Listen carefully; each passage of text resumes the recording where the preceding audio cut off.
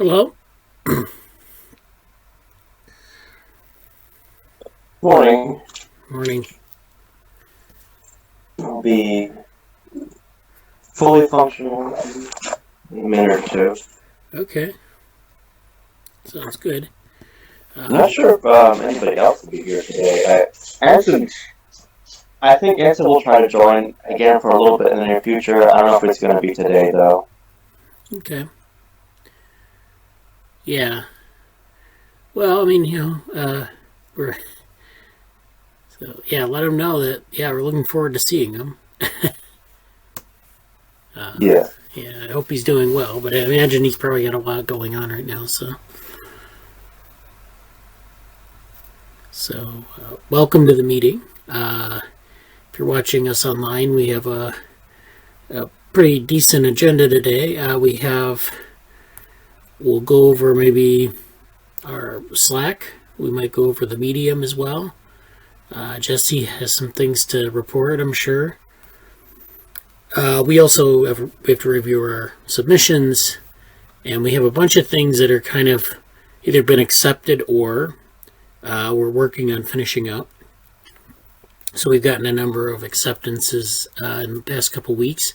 We've also got a number of things that we need to finish up for different venues. And then we have to create slideshows and presentations for some of these things now. So all these things are we're going to discuss these. We also have an interesting discussion that came up on the Slack this week. And I was actually exploring on my own. But we'll talk about that in a little bit. So, let's see. How close are you to being ready, Jesse? I can do something here first, but...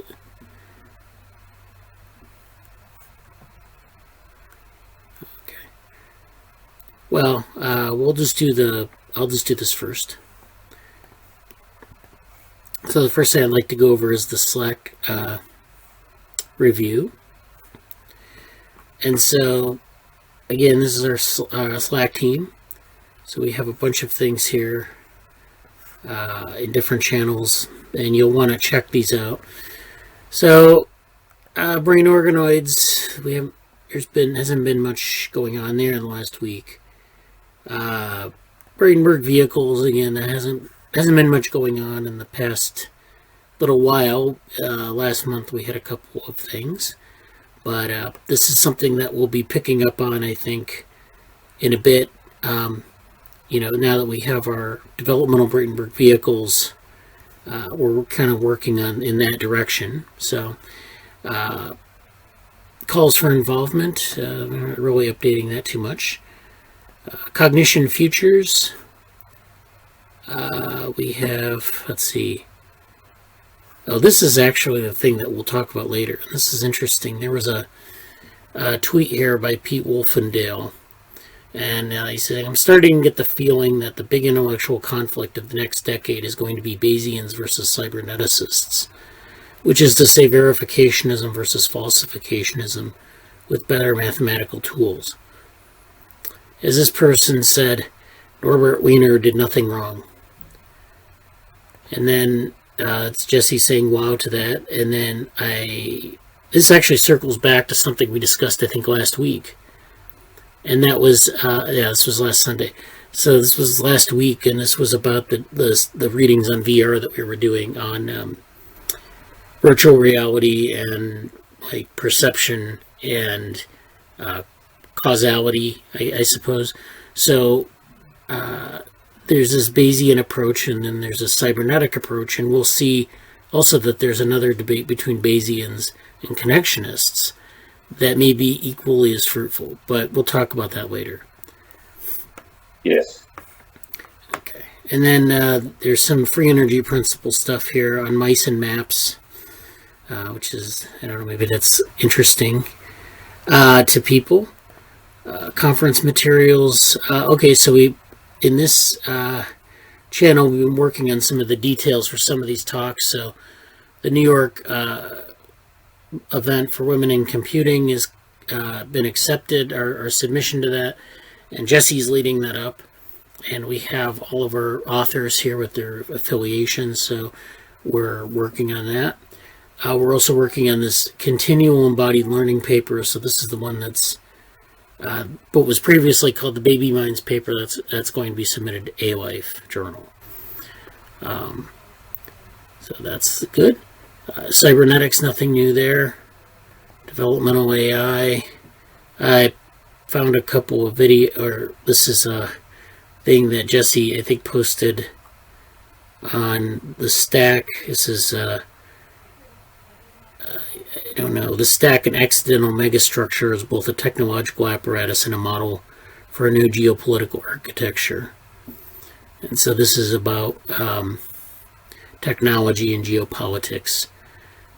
And then there's this video by Dan Dennett on Is the Brain a Computer, which I would check out. I was listening to it earlier this week, and he was talking about the idea of a brain being a computer and who designs the software. So that's a very interesting talk. What else do we have in here? We have a couple of papers in some of these channels. What's in the general channel here? The Envision Conference is also coming up soon. So we finally got into the Envision Slack. So if you're needing to register for Envision, please register. They're at the stage now where they're just taking registrations, and this is something we're going to do some presenting at. This is coming up in early April, and so if you want to be involved, I think what we're going to do is we're going to showcase the lab and its different projects, and it's a very informal setting. And Jesse knows more about this, but this is something that we can talk about, but it's going to have to be in the next couple weeks because it's coming up soon. And then Jesse posted a Medium post on the notes from the last 2 weeks' meetings. So that's our Medium reviews. You can check that out. That's that channel. And then I think that's almost it. There's I don't know, there are various things posted in different channels. I don't think there was anything that was particularly mind-blowing here. You cut out for like about 15 seconds there. I don't know if that was just on my end or what, but I heard last year was Envision Conference, and then there was and the connection broke for a bit. Oh, so. Well, the Envision Conference, I was just mentioning that it was coming up soon. If we're going to do something for it, we have to think about it in the next couple weeks, what that's going to look like. So it's coming up in April. So I just wanted to recap the Slack channels and what was going on in them. I think the important takeaways are we have a couple things we need to get going in the next couple weeks in terms of presentations. Yeah. So let's see. What do we want to do next? I think maybe let's see. Maybe we'll do the papers first this week. So the submissions spreadsheet. Just to go over this, and we've been going over this every week, but it's a matter of keeping up with it. So this is our submission sheet again. We're up to 38 lines. So we have all these different things that we've either applied to, or thought about applying to, or made it into. So the allostasis machines presentation at SIGCHI workshop, that's been accepted. So now we have to produce, I think, about a 15-minute presentation. And the paper needs to be revised a bit because we're going to be having that as the counterpart to the presentation. So there's some suggestions they made on it. That'll have to be something that I've been kind of involved with the A-Life submissions this week, so I haven't had time to look at that too much. But it's in good shape, I think. It just needs some tweaking. There's this Evolution Conference submission. So the Evolution Conference, those abstracts are open now. And I think I may have updated the other spreadsheet, but I think the deadline for submitting is in April. What's April 15? So this is something that now it's open and we can submit to. So in evolutionmeetings.org and submit your abstract there. All right, let me just put April 15 on here. I think it's a little bit later, but it shouldn't, you shouldn't wait till the deadline on that. Then we have the artificial life. So this is what we've been working on this week. We have the Developmental AI paper, which is the continual embodied learning paper. Cognition Futures, which Jesse and I were talking about in the Slack privately. MetaBrains probably won't happen, but I've been working with Krishna on this ANNs, BNNs paper, and this is a follow-up on our presentation to NeuroMatch, and this is a full paper. I'm thinking maybe now it's going to be a full paper. It was supposed to be an extended abstract, but it was hard to kind of shape it into something that was 2 pages long. So this might end up being a full paper. So again, this is all deadline of March 14th, because they extended it this week. So now we're have a little bit more time on that. I think the developmental AI paper is almost finished. So we'll, if you're interested in that, go to Slack, and it's in a number of the channels. What else? This epistemological directories thing has been submitted. Let's see. This is the Envision Conference. So this application has been accepted. And then we're actually just looking to, I'm going to put a check mark on it. And so now we're just looking to make like some sort of presentation out of it, to something to present to this group. So this is, this is a group of people. It's a visionary environment. There are a lot of subtopics, and we can talk about what those are. I don't know, maybe Jesse can pull up the information about sort of the subtopics that they're interested in. For our group, I think probably maybe highlighting some of the projects would be good. It kind of fits into some of the future-looking things that they're interested in. So we'll just have to find the right mix of things to talk about. And I don't know what the format is yet, but we'll work on that. Let's see. Okay, so these NERC submissions were both rejected. I was kind of disappointed in that, but that was, I think the papers, they're not accepting as many papers as you might expect, so that's okay. This SURE workshop, that was also rejected. And so that'd be expected when we're submitting this much stuff. So we're just trying to see what gets accepted, see what gets advanced. Not a big deal. The Gibsonian information paper, that's still being reviewed. That will take a while to get the reviews back on that. It'll be like in April, mid-April, I think. Then we have this Society and Ethics submission, which is now going. It's been accepted. Jesse's kind of spearheading what that's going to look like. And I'm looking forward to seeing, like, maybe we should, on some of these submissions, maybe we should kind of hold ourselves accountable and have, like, maybe every couple weeks give a report on what the presentations look like for those. I don't want to wait till the last minute necessarily. I mean, to tweak it, yeah, we can wait till the last minute. I've tweaked presentations up until like 15 minutes before I gave it, so that's not a big deal. But this is like, we want to have a good framework for this and all the other talks that we give, and we want to have a good sort of a solid logic to it and something that's easily communicated. And I think that's a good set of principles to follow. And then more in general, too. If you're doing any sort of presentations or talks to people or to groups, you want to be able to have a good, solid argument going in. So, let's see what else. This stuff is not. This is the SIPS submission that's in April.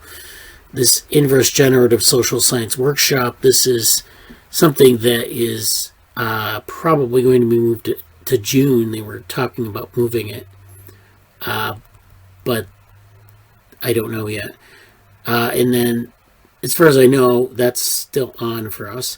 And then this EI workshop, this is something that we have 2 abstracts to, the Developmental Embodied NeuroSim and the Cognition Futures. So this is the International Workshop on Embodied Intelligence. So I got an email about this week, and the news here is that they're offering 3-minute presentations for each idea. Like, you're supposed to bring your ideas, and you're given like 3 minutes to go over the basic idea of it. So you have to. It is like a flash talk, very much so, and so you're going to have to condense all your big idea down to 3 minutes, which is challenging.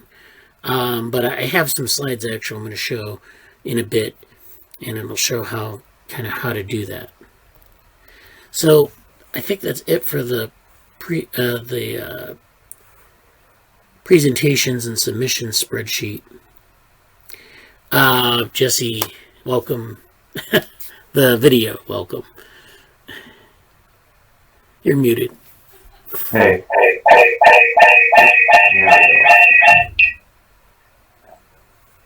All right. I think it's all set then. Oh, I have to undo this here. Can you hear me? Yeah. All right. Oh, thanks for doing that. Yeah, there's a few things to talk about on my end. I don't quite know the order. Why is this showing it here? Oh. I'm not sure what order you'd like to talk about things in right now. Well, I mean, you can choose, I guess. I would start maybe with the organizational stuff, and then go into some of the other. I don't know what you have today, but. For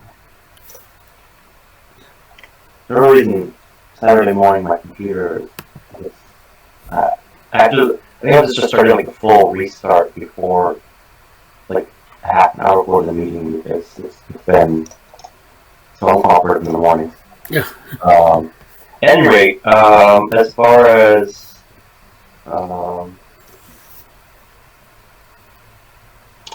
organizational updates go,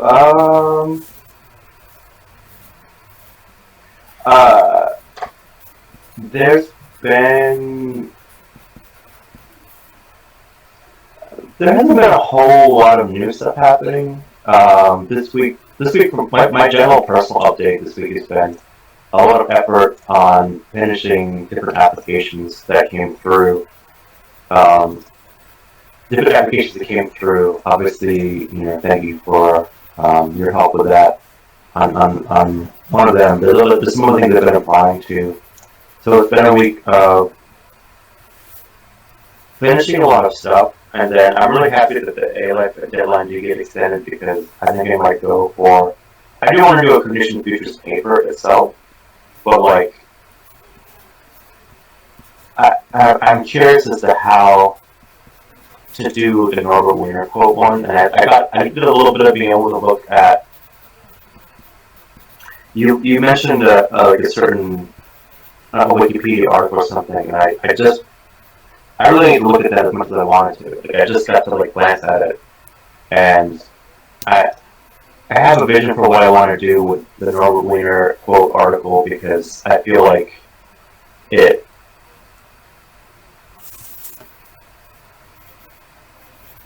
something that I want to write, but I don't know if A-Life would be the best venue for it.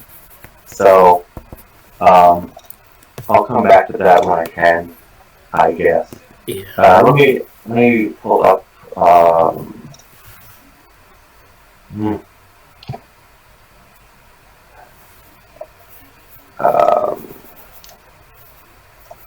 Whoops. This is uncooperative again. I'm going to pull up GitHub and or ZenHub and just go to that quickly. If things are functional here.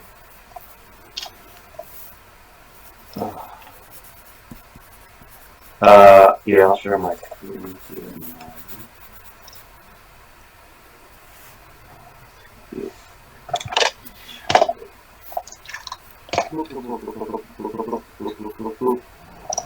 Okay. So, this is a recap of last week's meeting, showing off our happy acceptance into the CHI workshop on emergent interaction through ACM's CHI 20. That's great. Just to kind of show this off again, like we do some Zotero stuff, and I'm going to show this again here in terms of this roadmap stuff here. So this is cool. And also, like, I was able to just, this is kind of cool in a very nerdy way. Like, I pulled this list of papers and entries directly from this library, which is taking very long to load. But, you know, we have our own Saturday morning NeuroSim paper stuff here to discuss. We could back populate this quite a bit, but for the time being, it's just a nice place to have this stuff here. It's fairly acceptable and easy to get to. Oh, since we're on this, actually, I'll mention some other stuff that we have going on in this area. I made a few new ones this week. One was VR and HCR. That should probably be HCI. Yeah, I was going to say. Human computer robots, they can use that.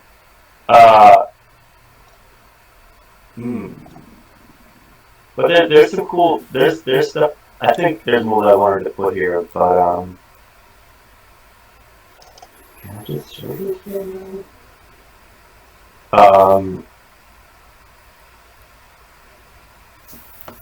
This was interesting because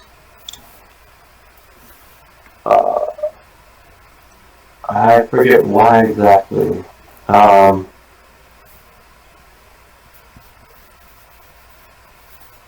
I think this is essentially across. Yeah, here we go. Allocentric positions across environments. But this is an interesting paper for this sort of mesh point between different connections. Unless this is in the wrong, it's maybe in the wrong folder, but that's okay. Anyway, we'll move on because I really don't remember that. This feels like this is this the same thing? This is a cool paper. I would like to look at this paper at one point in terms of maybe in vivo worm, but this is kind of what I was getting at too with across the cortex and the hippocampus, like hierarchical sequences and representation. This is a very interesting neuroscience fact topic that kind of blends to the biology side of things that we'll be looking at in other areas. So just a super quick preview of that.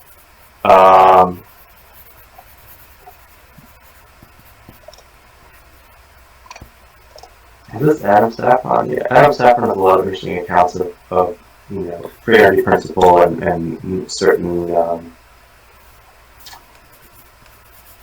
related stuff there. Also, inside the ethics society thing, one thing I would like to do, and again, I think we have about 20 minutes now, so I can see this being a solid 30 to 50, 45 seconds, but I think mentioning the sort of geopolitical nature,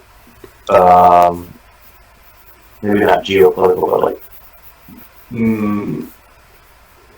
political defense nature of, the quest for air supremacy, and how that affects some ethical implications too. Because if you sort of have China on one side who's completely unabashedly, all speed ahead and funding their efforts in pretty nefarious ways to do a lot of things they want to do and they don't care. And you have sort of the West in America on their approach to things, which is different. And, there was a final, I did look at this week actually, I won't go into this here, the purveyor of the lab, but the U.S. released, the U.S. National Security Council released an AI report, National Security Commission on Artificial Intelligence. They released this report, and there's a report, and there's sort of these commentary pieces on it. This is definitely supposed to be another kind of, this is really cool. Oh yeah, we might talk about that later on. Yeah, there's a few papers that are like in my must-read things, and this between this and another one that Lewis Lamb did. There's some very good stuff here. So I'm pretty sure this is like in somewhere else. But let's just move it here for the time being. Okay. And I didn't know also, like, should we have a developmental AI container here? Because it could, then things go into that and what will we do, and so that's something to be, sorted out. Yeah, why don't we do that? We'll move this from here to this. Should be here. So my computer comes back to me.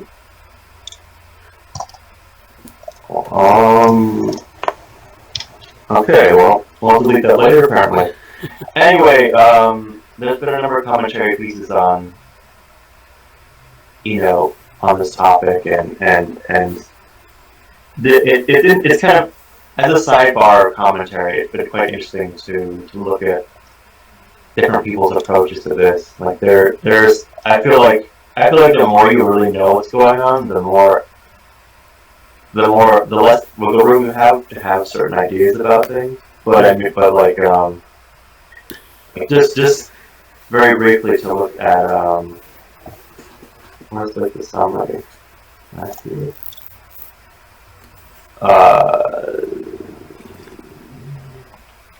This is super slow day. Yeah, summary shorter. Oh my, this is painfully slow. I'm sorry for my computer today. Yes. I think this is very true. Basically, it's affecting a lot, and we're kind of being boat raced in some ways. And it's important not just for, America versus China, but much more a sense of, this actually came up. I'm gonna do a really interesting tangent to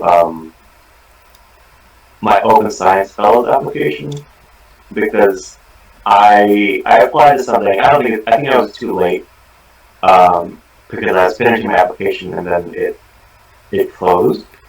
So that's disappointing. But there's many different reasons to support open science. And in part, decentralizing some information will be very important.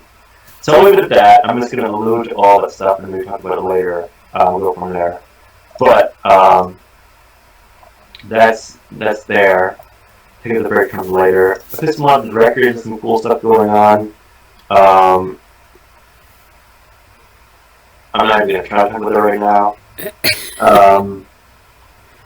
There's an embodiment folder with a lot of things related to that topic here. And there's a new one someplace else. I did make an LSA explosive to do with stuff that Anson might be related to. There's like a really this is a particular. There's a lot to go into this. This sort of a must read for sort of Ansonian related projects. So there's a lot there. What you were saying? Ansonian?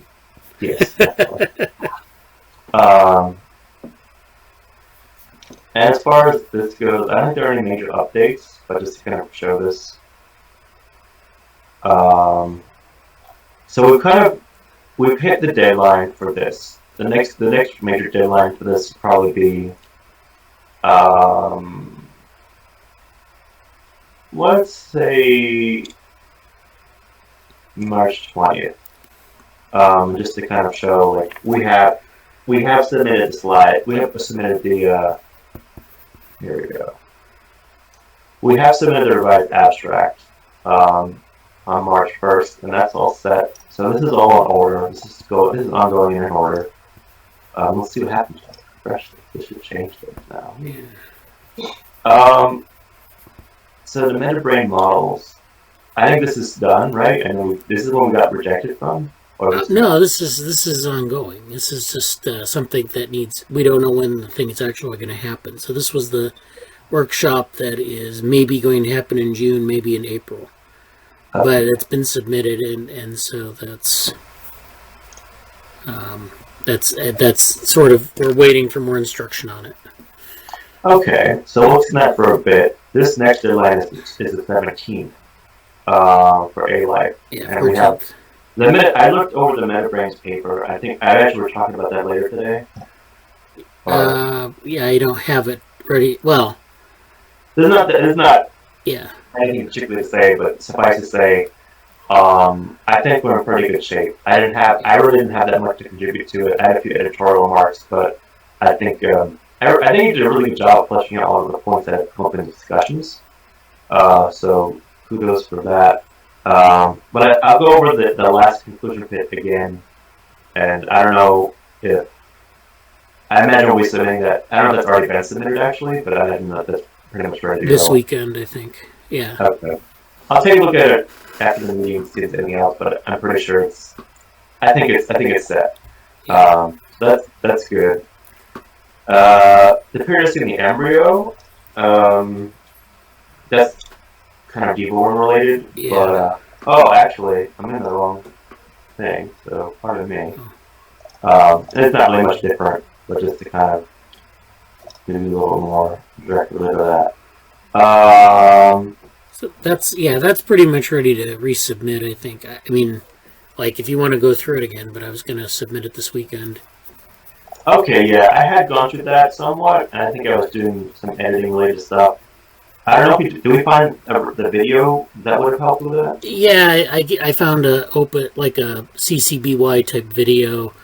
Okay. So it's like something that's linked through. Yeah, it's a link, but okay. All right, so that's good. I think we talked about this. Yep, that'll be up next.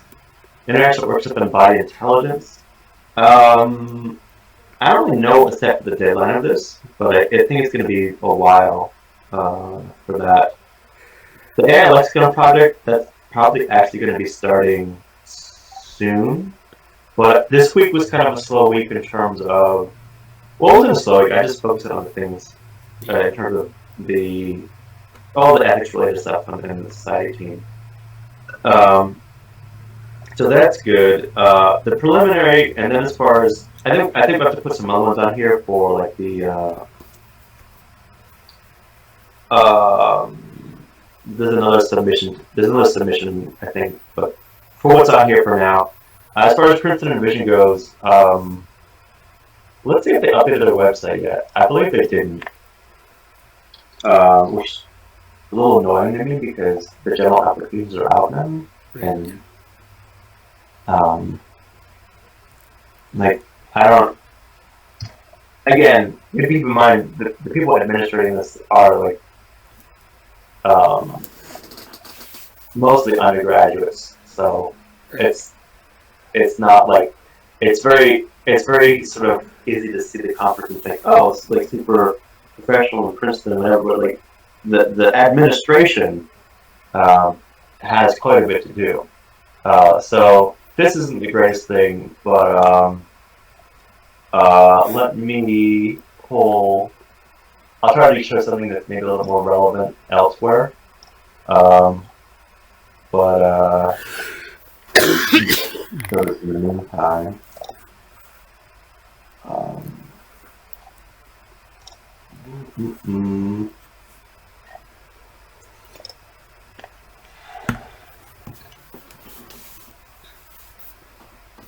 Yeah.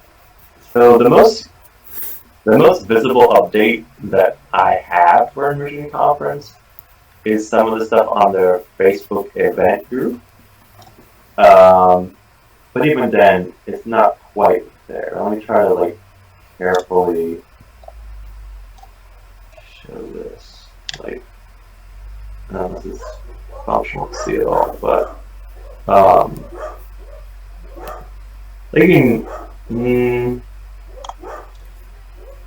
never mind. This isn't going to work on my screen setup right now. So, what is even happening here? Let me bail out of this because I don't know what that was there. No, I don't want to split sharing my screen anymore. At any rate, Princeton Envision is happening. The general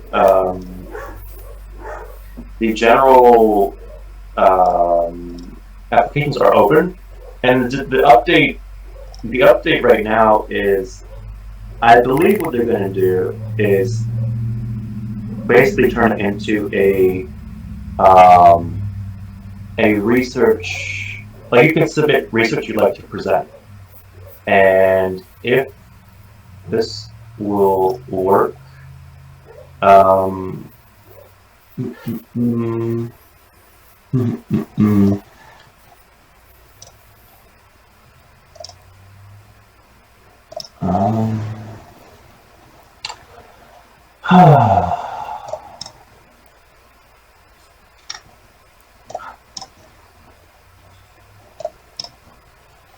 wow, that's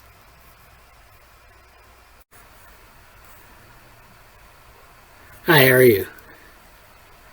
so my browser crashed when I was trying to show something else, and I didn't realize that my just did when it was in the same browser.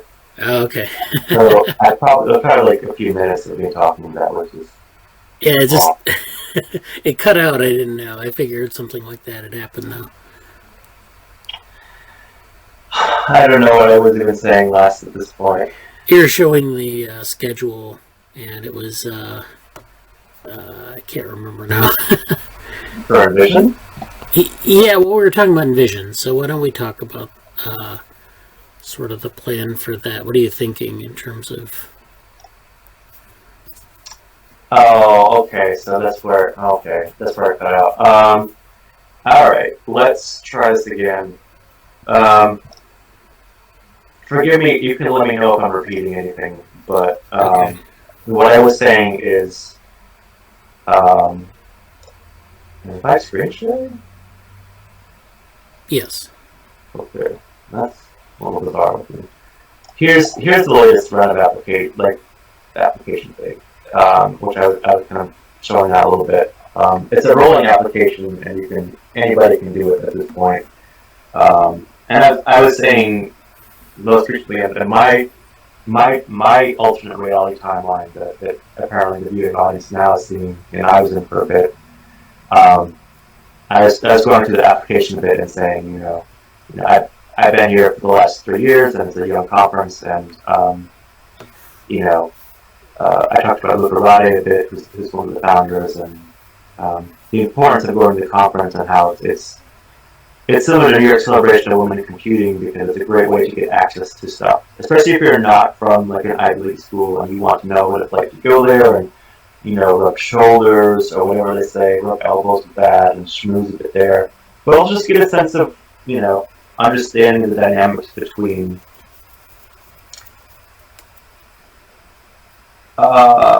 sort of the different degrees of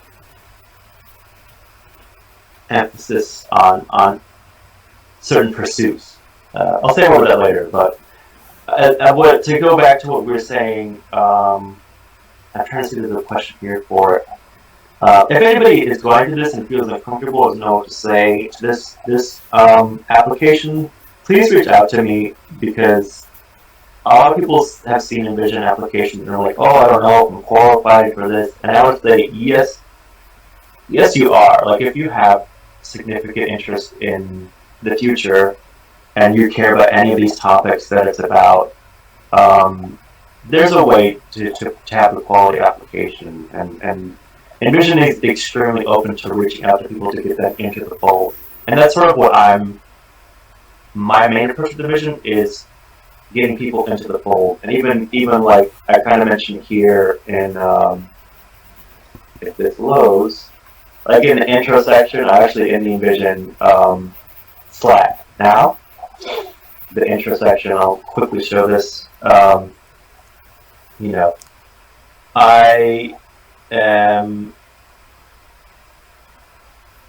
think Envision affords a really important space, and to get people involved in it is really good. And like I have a lot of great memories there, and there's really interesting interests here coming up. And of course, our friend Logan is here. I did a special thing for Logan because he likes y'all.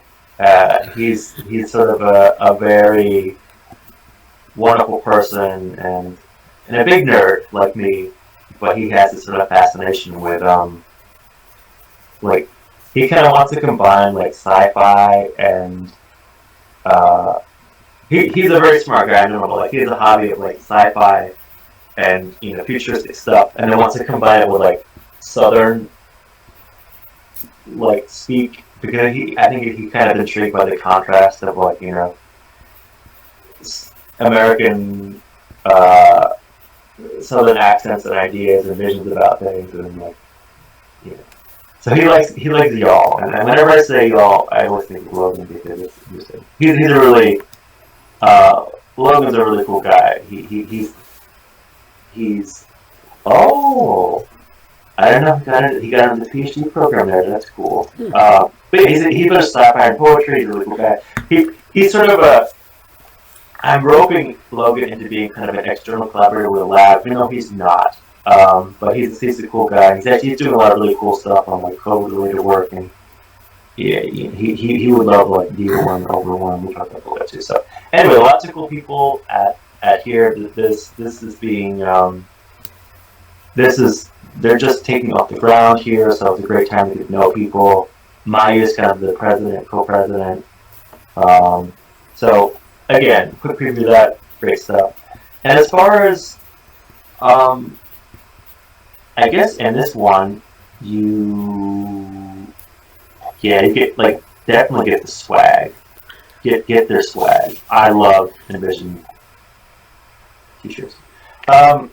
To go back to Brad's actual important question, outside of all this sort of fun stuff, what are we going to do at Envision? I was saying in my alternate timeline, they are doing something a little bit different.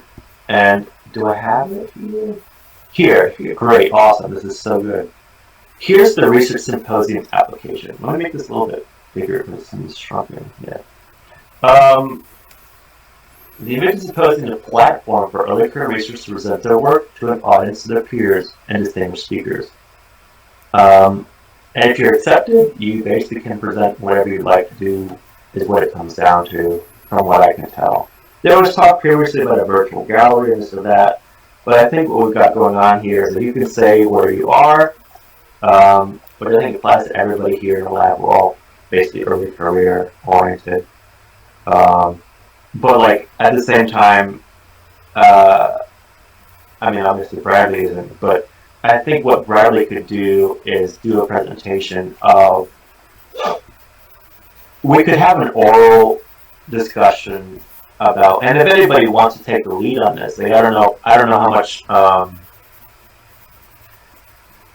if Bradley, you want to do this, like, you can champion it yourself, or if someone in the lab wants to present specifically. I'm not sure yet if these will be, can I just get this? Let's see. I'm not sure yet. I'm just putting BS answers here. Let's see what the next slide is. I'm not sure yet if it will be pre-recorded or not. Let's see if it says anything here. Research title, what areas you want to do. There's a bunch of areas here. And if it's not one of these areas specifically, don't be put off by that. Like, there's a way you can spin it. If it's future related at all, you can find a way to spin it and make it work. Abstract or technical research overview. Describe your inspo. Describe the benefit. And how far along.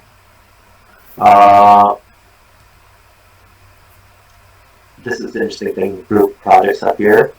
Why? And then if you have any previous... Ooh, I didn't see this one before. Interesting. I don't believe...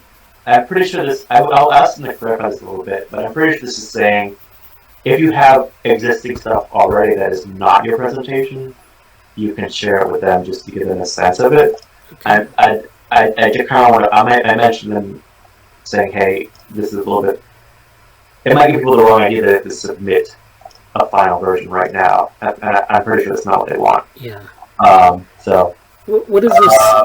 I'm sorry? This is the application. When I filled out this form, I don't think I got any of this. There was like some questions that were sort of... They weren't these questions that I can recall. This is... Was it the Research Symposium one? Or the... Maybe not, yeah. Yeah, there's an acceptance form, which is like its own thing. And then there's the general application itself. Probably look more like this one. Yeah, I I mean, that's it. this is the early one, so if someone's just registering, this is what you'll see first. This is deeper in the email, and I don't know if you've seen this. Well, in the email that we got back, there were two different forms, and they were a little bit unclear about it. But the Research Symposium is for accepted people right now, and this is the confirmation acceptance form too. So, as far as this one goes, I feel like we could do something either on a specific topic or for the lab, and also, frankly, if anybody in the lab who's seeing this wants to present on their topic at Envision, and especially if it fits with any of these things, you can do it. Whether it's like aging was definitely biomedical health, post-system, whatever. Aging is a big topic at Envision. Longevity, I mean, anything in neuroscience and advances in that area. Thinking about things that came from the lab before. So, Great. That's all available there. And as far as the lab goes, and what like, I don't quite know what you had in mind, Bradley. Did you have anything specific in mind for?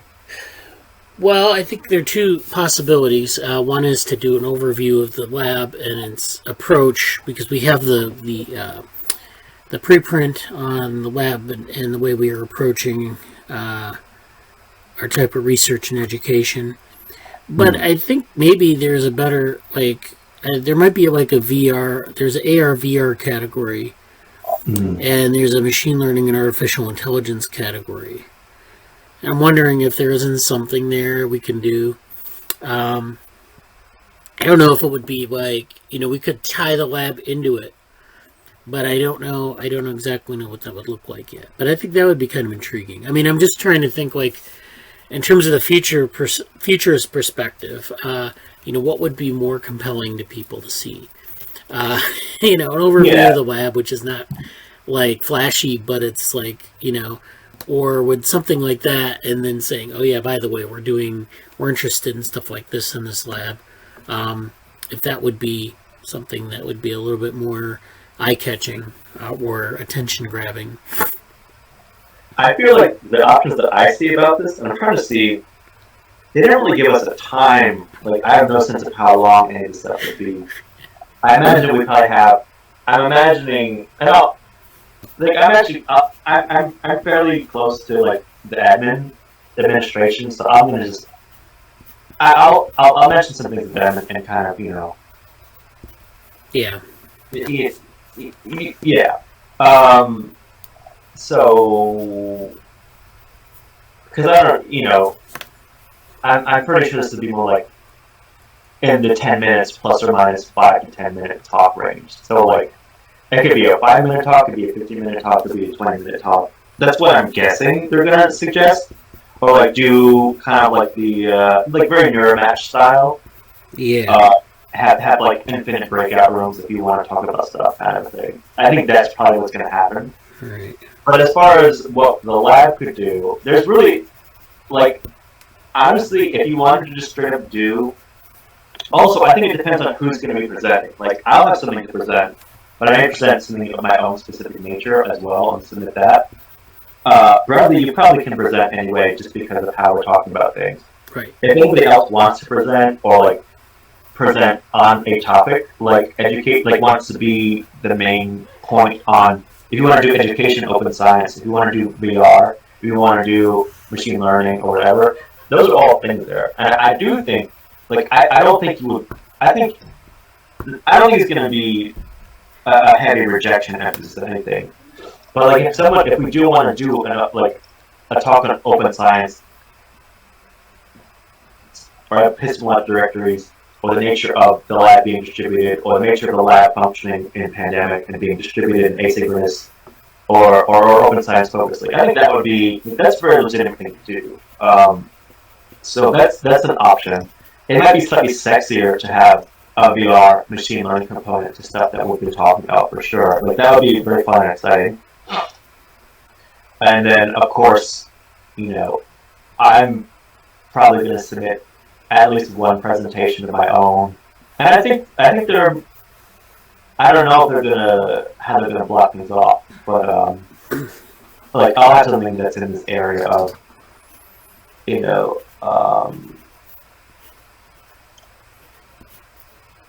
it's basically under AI, but my Cognition Futures related stuff will be in here somewhere. But this is all. Envision is very holistic. How we're going to make the future work? Let's put it all on the table and talk about it in terms of technology, science, ethics, and culture and society. So, yeah, there's a lot of wiggle room. So don't be put off if there's something you want to see, if there's something you want to do, and it has legitimate ties to the future. There's ways to do it. Right. So, I'll leave it at that. I think I've rambled about that for enough. Oh yeah, no problem. Actually, I wanted to talk about it because it was pretty vague to me what the expectation was there. But I think that's good. Thank you. I think it's my first time seeing the second, like especially the second page of this form. But I think there's a lot of shape to do what you want to do in this space, and depending on what the main group or lab, or what oral will try to put out there, I think there's an opportunity for people to join that, or also just sort of do adjacent presentations too. So, encourage generic encouragement to, share what you want to share. Also, right. Hi, Krishna. Yeah. Hi, Krishna. He's joined us. Hi. There he is on camera. Actually, I had another meeting, so I got a little late. Oh, yeah, no problem. Yeah. We were just going over some administrative stuff and some things on conferences. And so, yeah, actually, you're just in time because we're going to start talking about the the papers that we're working on and different things. And so, do you have anything else, Jesse, or?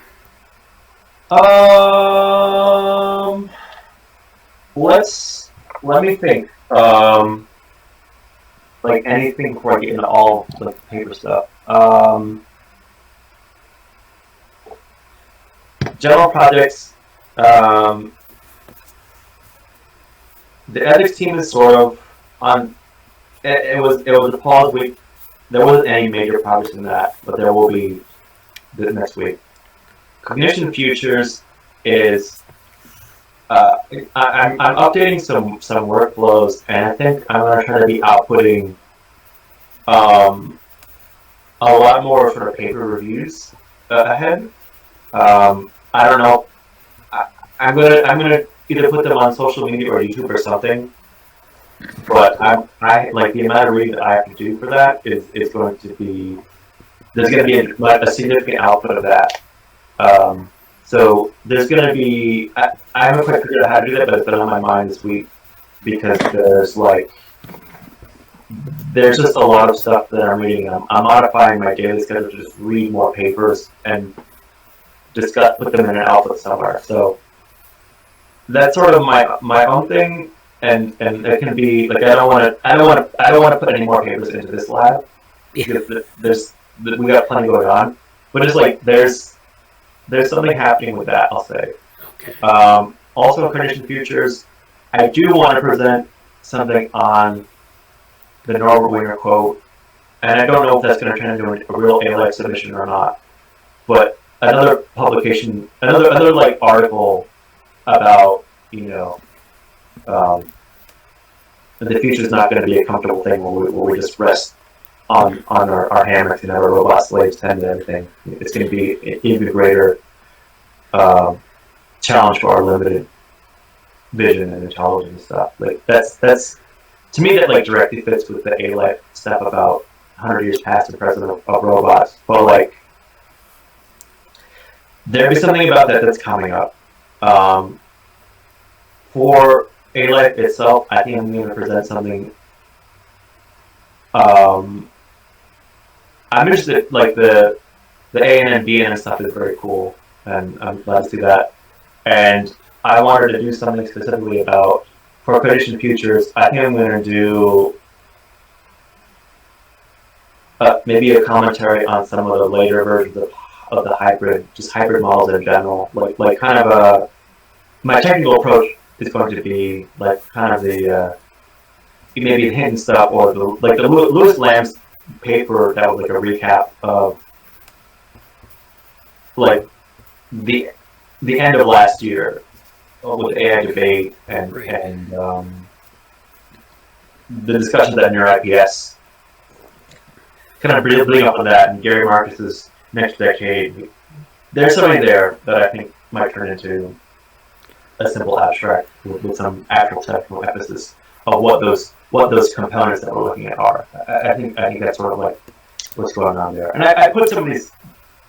There's been some use, I made some of these into notes in GitHub and stuff like that. But so that's my general update. The ethics team is standby. Cognition Futures has a lot of stuff going. And then also, like, I'm getting deeper into my coursework for the stuff that I'm doing, and I may try to create some educational stuff around that ahead. But I feel like I'm in the process of creating, now that, like, this big hump of deadline, my last major grad school application thing is passed, so I'm going to have some job applications up soon. But I have this, like, okay, I have this big window of, like, okay, there's a bunch of stuff. The presentation is to finish what we've been accepted to, but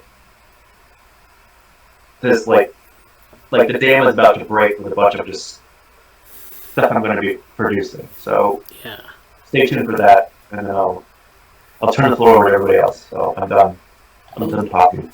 Oh, yeah. Well, thank you. Yeah, I would recommend YouTube videos for disseminating a lot of the readings. I know I've been trying to figure out a way to do that in this group, like in the DevoWorm group especially, because you get, if you review papers and you have a lot of like visual, like especially like developmental biology, it's very visual. So how do you communicate that? And just reading it is, okay, but it's not great. So, I mean, I have a tablet here and I use it sometimes and I can draw on it, and there are other things that I use that, but it would be nice if we could put together something where we present papers and then have like a set of things that we can do that, maybe make it a little bit more visual. Yeah, I think just to say a bit more about that, since I guess we're talking about it, I'm intrigued by, like, you probably are familiar with the kind of like 2 minute or 3 minute papers Yeah. where you just go over paper really quickly. I've been thinking about doing something like that. I don't. I almost want to try to do something in like 60 seconds, but I just don't think that would be enough time to get into some of the content.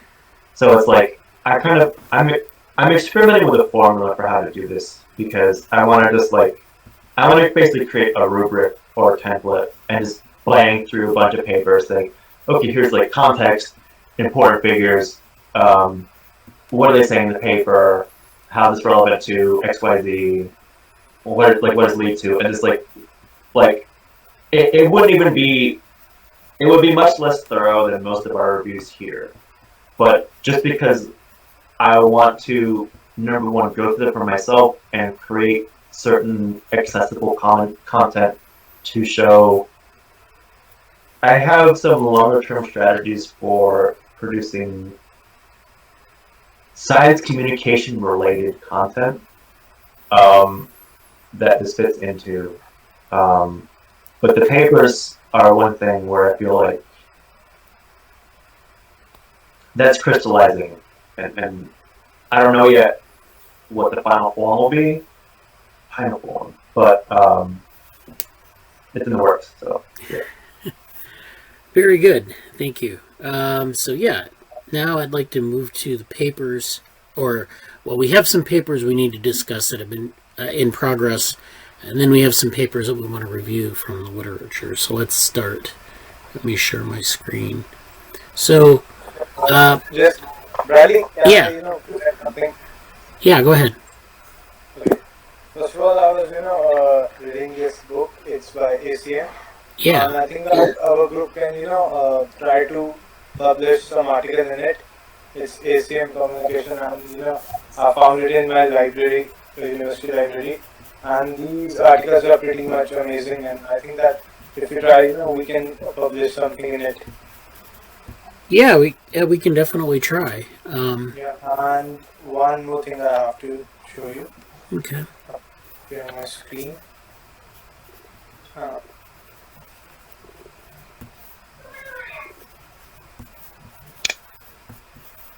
So is it visible? Yeah, I can see the screen share. Yeah. Okay. So this was the positive feedback paper I was talking about. Oh yeah.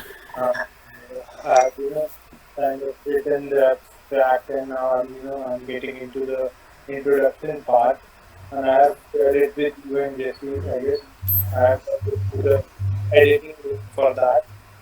So I think I'm targeting it to be full set paper of 5-6 pages, and then we can find out which are the journals which are much more data ethics driven, and we can find a good journal and publish it as a full paper, so not like an abstract or extending abstract.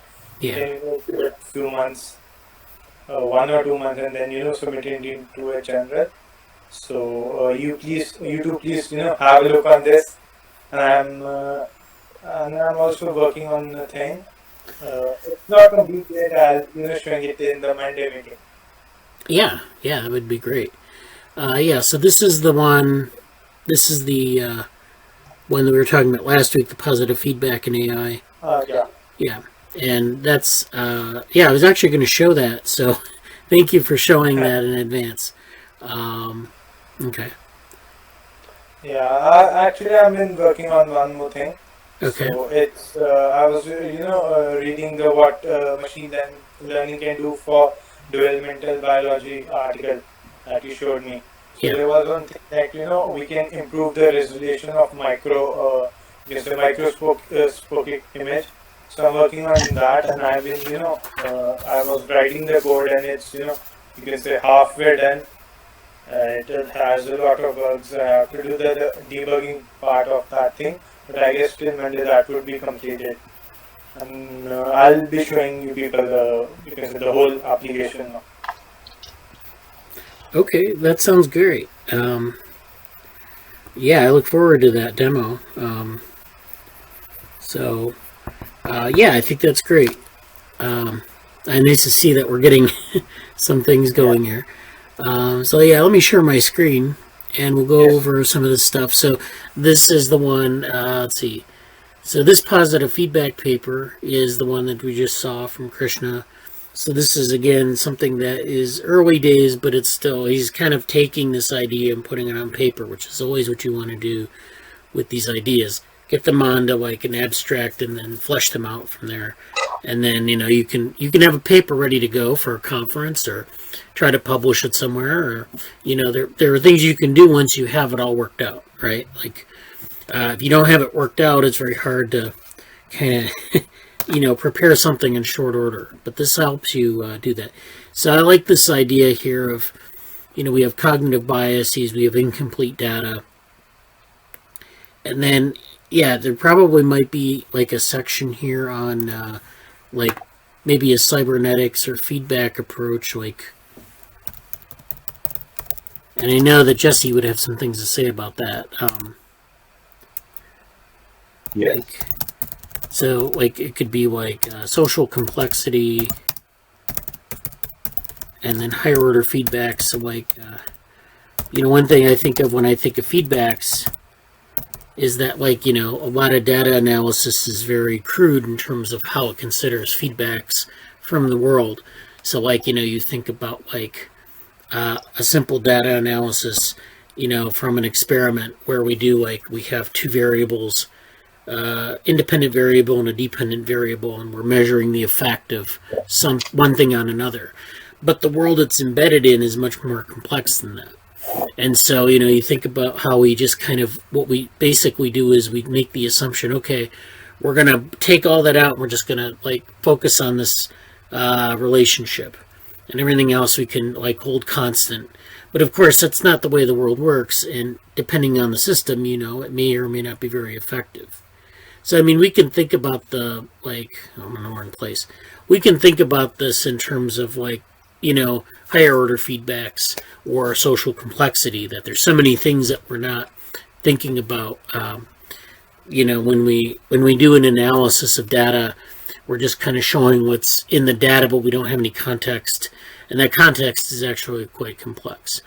And then some people have talked about this in terms of complexity theory too, and I don't want to get into this, but I know that there are people who talk a lot about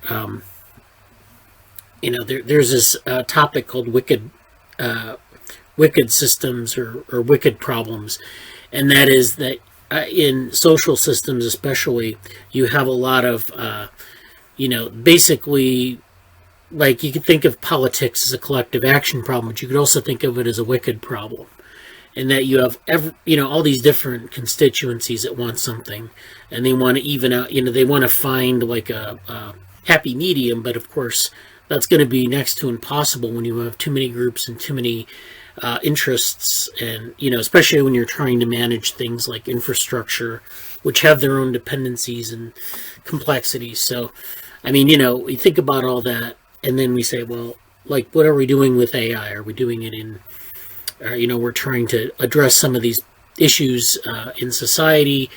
We're applying it to the real world, and I'm just kind of winging it here, but I think you can see where I'm going with this. I think there's a lot of promise in the feedback aspect of it, and not just positive feedback, but negative feedback, or higher order feedback, which is where you don't just have a simple positive feedback between X and Y, and then feedback from Y to X, but you have some feedback that goes back several variables, and then that effect is sort of filtered down as almost like something ephemeral, and then it's additive or multiplicative, and it gives you this effect that you can't really understand. So I don't want to get into the complexity theory aspect of it, but there is that as well. So it's an interesting topic. We'll have to think more about this. So I keep hitting this by default. And this is the one. So this is the other thing Krishna sent me, to review. And I ran with it. quite a bit actually over this week, and I wrote a bunch of things here.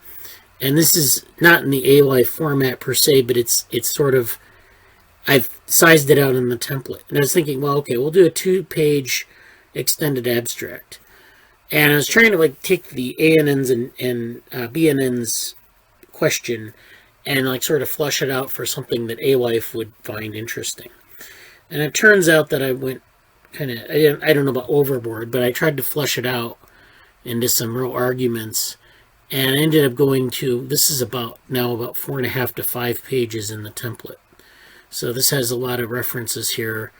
I took all of the stuff that Krishna wrote, and then I put it into here, and I added some things, and I added some arguments. So we have some points from the presentation that we had, some points that are kind of new, some points. So I'm trying to like synthesize all this, and I'm thinking maybe end up being a full paper. It's going to take a little bit more work, but it might end up being something really good here. Again, this is not like this needs maybe if we add figures in, it'll help make, fill the space. And I think there may be some good figures that we can use here. We'll have to find some, maybe some good comparisons of like biological neural networks and artificial neural networks. So if we can find some like fair use images, and by fair use I mean things like from Wikimedia or Creative Commons licensed images that we can put in here to sort of show, because we talk a lot about the comparisons.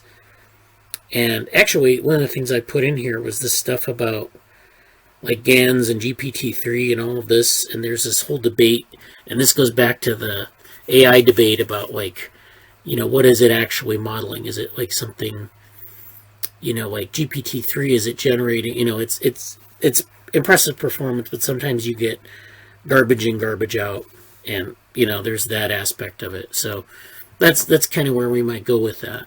And then this kind of goes through a lot of the issues that we raised in the original talk, but fleshed out a bit more. And then, energetics, why do we care? And then, maybe like artificial neural network with a head, tail, and fins. This being AWife, this might be an interesting direction, just talking about like how you might take an artificial neural network and embody it in something that has, a phenotype, maybe a phenotype for data. I think I like that term.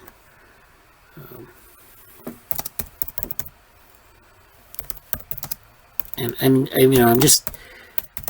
I'm just trying to think of what would be appealing to this group, because we want to make sure that people find it relevant to their conference. So I'm trying to get it go in that direction with it. So again, this is something that I haven't shown Krishna yet because I've been working on it. Okay, ACM communications, yeah, we can try that. I don't know if this would be good for that, but we'll definitely get around to submitting this to AWife.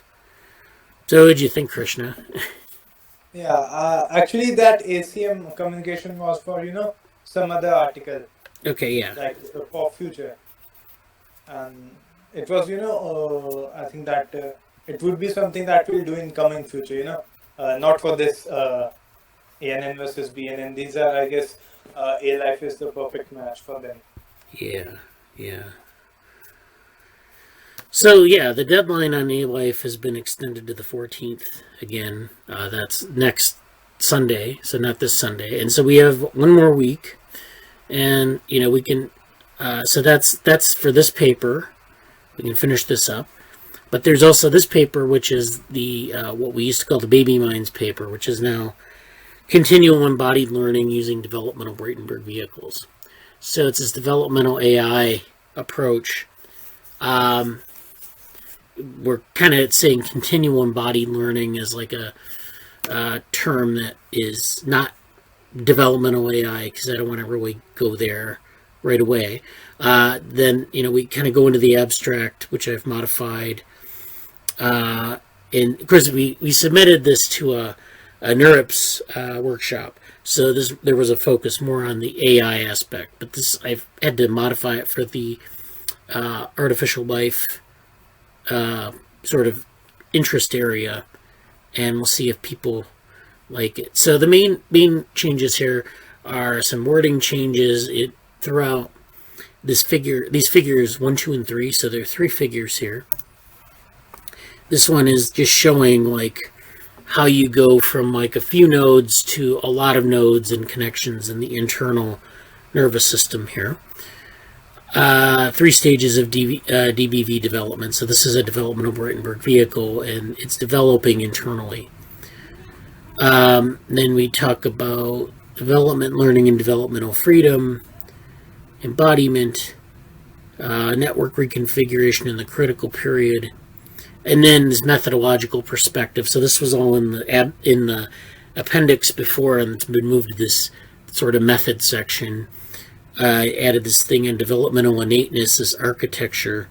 So this is the architecture that has like, this is something that we needed, I think, in the original submission, and they kind of dinged us for it.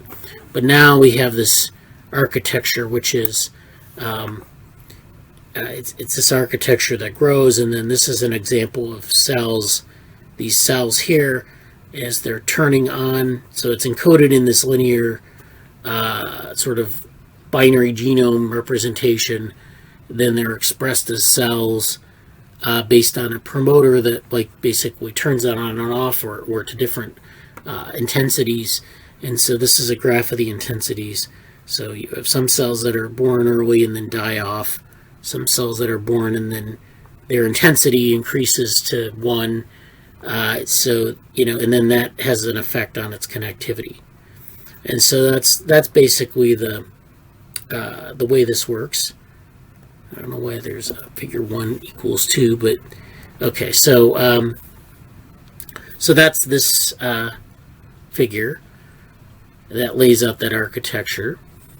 Then still talk about Gibsonian information. We're not going to have the Gibsonian information paper in a public place by the time this gets submitted, so I'm not citing that here, but I'm kind of recapping from the paper that we wrote.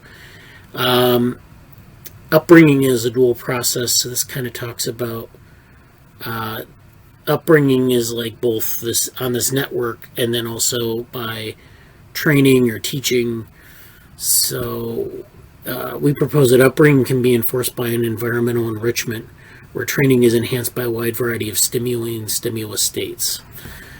So that kind of addresses that. Analysis.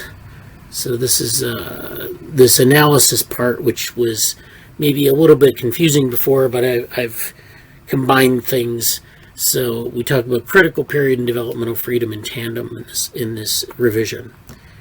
Then we talk about the canalization function, which is a thing that we propose for understanding how some of these changes occur and how they sort of switch the developmental trajectory of the vehicle. And then there's this third figure, which is this layout. This lays out developmental time. So this is morphogenesis, the critical period, and this developmental learning period. Then there's this part, feed-forward elements and cybernetic control, which is where you talk about like that these vehicles basically are just a bunch of feed-forward connections from sensor to effector. And so it's, cognition isn't really just about sensor-effector dynamics. There's a lot going on in this internal model, and so this is kind of describing what, why we don't have feedback, what do we expect from feed-forward systems and all that. And then there's this discussion which has been modified a bit, and there are more references in here. So I put this in the A-Life template and got about 8 pages out of it now. So it's almost 8. So it's right at about the limit for the conference. So again, I think these figures will help. I'm going to go over it again. I don't know. I was looking at it. I thought maybe we could make a couple more tweaks, but I'll do that later today. And then maybe submit it by the end of the weekend. I think that'll be good. Just, I know it's not, the deadline isn't until next week, but to get it out as soon as possible would be good. And I think, I hope it'll get accepted. I don't know. We never know that for sure. The A-Life, the ANNs, BNNs one, I think that might be kind of, we might be able to get that in. I think that'd be good. I think there's definitely more to say here in terms of different subtopics. There's a tendency to like proliferate here, but I don't want to proliferate too much. On the other hand, I don't want to just kind of go down it's a pretty broad paper, right? Like, so this maybe needs I think I see something here where we need to talk about.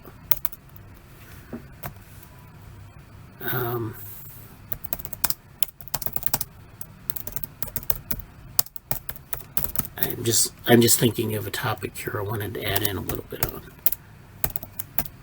All right, so this is ANNs, BNNs, and complex networks. So this would be like complex networks because we're talking about rich club organization. And then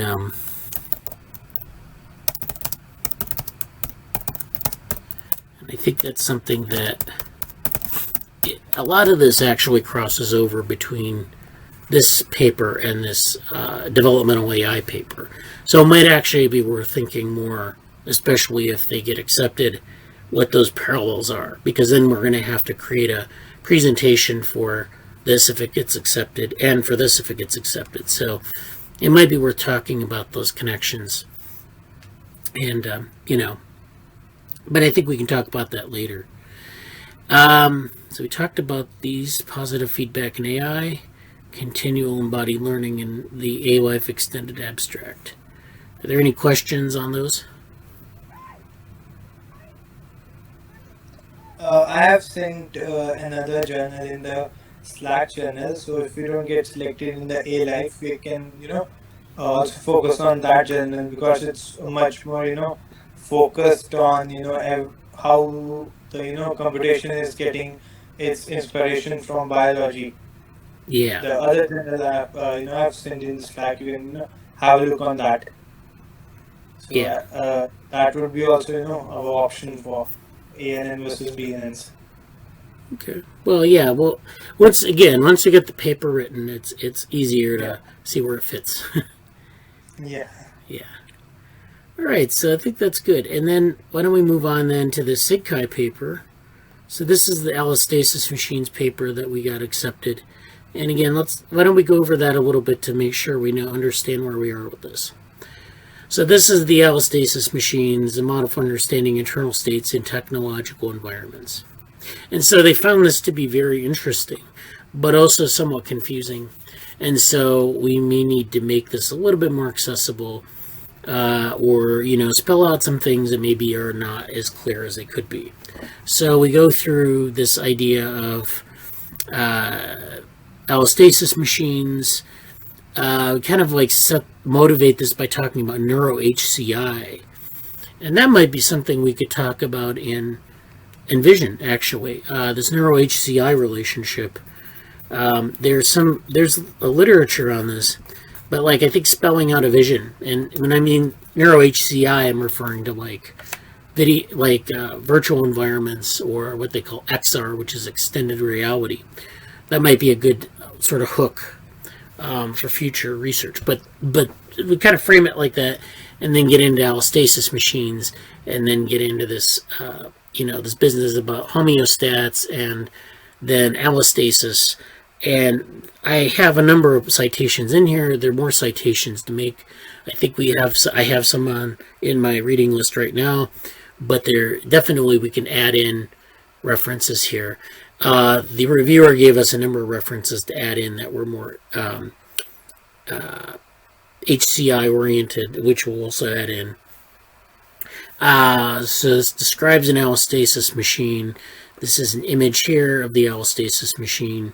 It doesn't show the dynamical systems analysis or put numbers on anything, but it basically shows the way this works. So event-oriented trajectory of internal states. We go through why an internal state, that's what this box is, how and why it makes this trajectory. And then this is a finer-grained representation of this machine where you have a baseline measurement, a recovered state, and then a perturbation from the environment. And so there's this discussion. We talk more about measurement, and I think that's very valuable, how to map this to measurements and systems. And so that's something they liked. And so that's something that we want to definitely maybe modify or augment a little bit. We have references. We need to add more references. And I think this is due, the workshop is coming up in maybe 2 months. So this may be due in a month. I think they're actually still open for submissions. So it's very open, open-ended. But I think we should get this done soon, just to make sure that it gets done. And I know Danielle is not here and Anson's not here, but if Danielle and Anson are on listening to us on YouTube, please, you're welcome to help with the revisions. And then even after that, we need to make a 15-minute presentation on this. And so this is going to be kind of challenging, getting this down to 15 minutes, hitting the highlights. And, I think we'll do it, but it's going to take a while or some work. And so that's good. Any questions on that?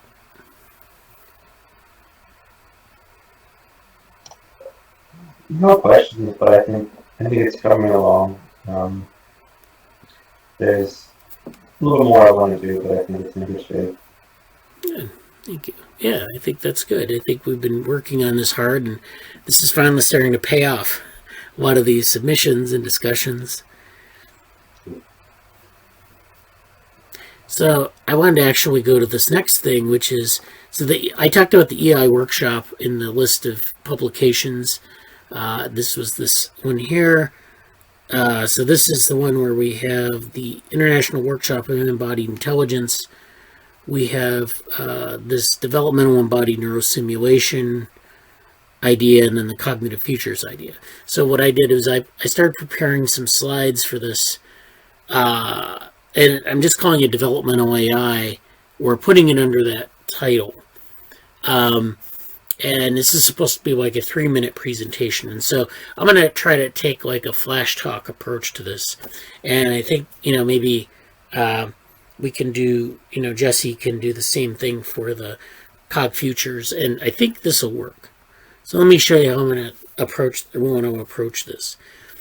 So this is the Developmental AI Roadmap. So this is Developmental AI. If we step back from what we're trying to do, we're trying to develop this framework for developmental AI.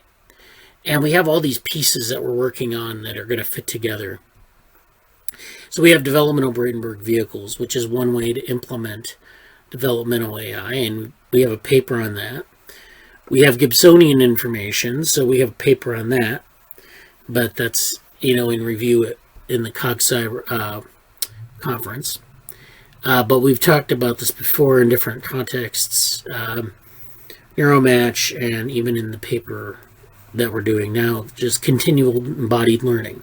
So these two things are part of a continual embodied learning, but there are also other things like allostasis machines, metabrain models, which we didn't talk about today, and then this thing here, which is question marks, and I'm not sure what to put here.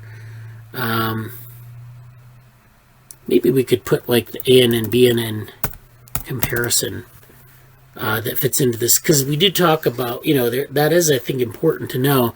Like development is, we want to take like sort of a biologically inspired approach to development, but we also are constrained to artificial systems. So that might be part of something we can talk about. So I'll just put that in the roadmap for now.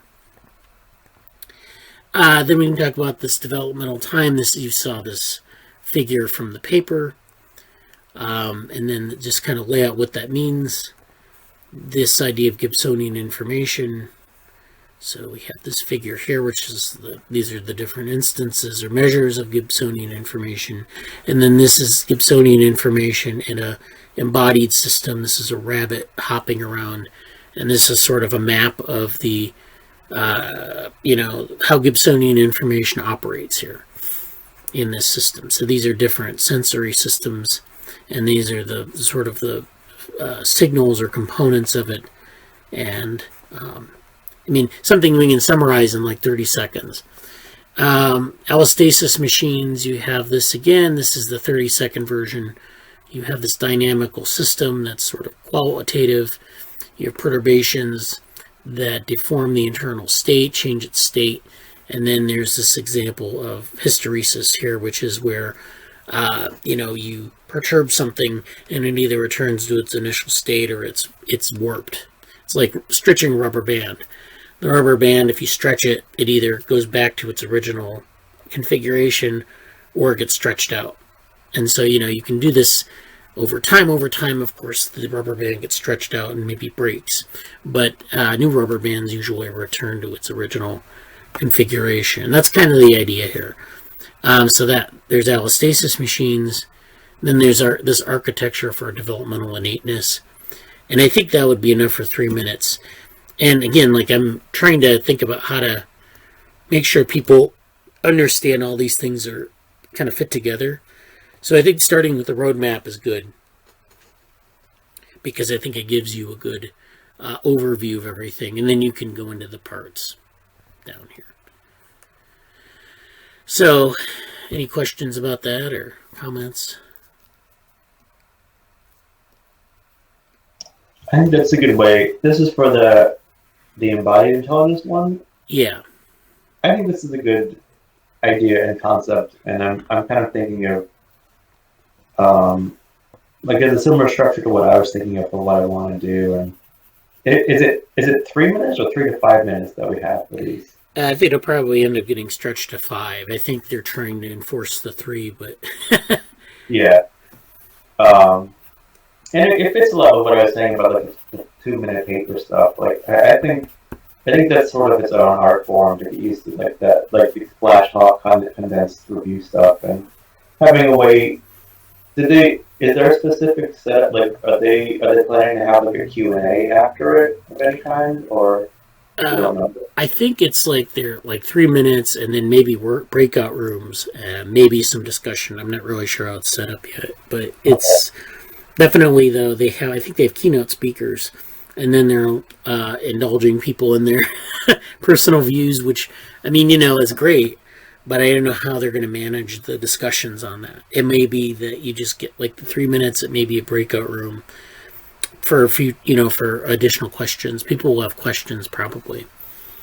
But I think if we have this, we can have like a very short thing. It's like a calling card where we can put the stuff in a very short, small box, and then people can look at it and they can come to our. I'm going to put some citations on the roadmap. So now we have the papers.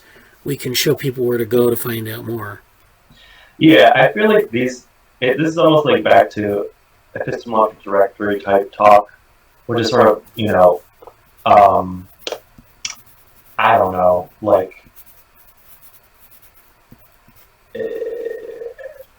it's like adjacent to the twirly bird conversation, but in my mind, it's like I'm visualizing, like, you have this. It's kind of like what I was doing with the ethics team. Like, you have this sort of like big, like almost like you have, whether it's made or not, like you have this like full manuscript view of a topic, like a full paper, or even like a book or a chapter, or whatever. Like you have this end game, and then I'm getting a phone call, and then you have like you can take away like a smaller article or presentation from within that manuscript. If you do like a zoom out. And you have the information tailored towards a specific audience. And another version of that is like you take a smaller chunk and do like a flash talk, or like a 2-minute paper or 3-minute flash talk. That's sort of these like extensions from that theoretical manuscript paper thing. And I'm kind of seeing a lot of the things that way of like, you can even have multiple flash talks geared at different audiences. Like, okay, here's the embodied intelligent version of developmental AI. Here's the A-Life version of how to put it in A-Life context. Like that process of taking in and out the material, the content you're working on, and finding different ways to essentially deploy or die, different ways to demo it to different audiences. I think that's sort of its own, that's what comes to mind when I see this. And I think and what is sort of becoming, I feel like there should be, maybe I'll do this as part of my lab manager duties. I feel like there should be almost like a, and maybe it can be open or private, but like I almost feel like there should be a small set of notes or like almost like a blog on like the developmental AI project, because we're having all these instantiations of, oh well, at ALAP we're doing it this way, at embodied intelligence we're presenting it this way, and this week, you know, we had this, like you presented a couple weeks ago, you presented like this overview roadmap within the lab, and it's like there's this sort of like story being built out over time about what it is, and I think it's important to keep that in mind, and I don't really know how to best organize that, but it comes to my mind now. So yeah, I think definitely we're gonna have to figure out a way to. I mean, probably have like a overarching set of resources. So like, you know, it's here's how you go for this topic and this, and then you'll put it together, and we can modularize it like that. So yeah. All right. So I wanted to get on. Actually, I know we were going to do this, and I promised you this debate, this three-way debate. Oh between, yeah. If we have other stuff to do, it doesn't have to be urgent. But. Oh no, this is coming up next year. So this is I don't think I have. Do you have the original tweet on the Bayesianism versus cybernetics? I can pull it up because I know where it is. It's in the Slack, yeah. Yeah. So this was a thing that came up on Twitter, and then I thought, I wonder if people were doing Bayesianism versus connectionism, and sure enough, there's a big debate in the cog-sci literature on this. But why don't we talk about the Bayesian versus cybernetics first?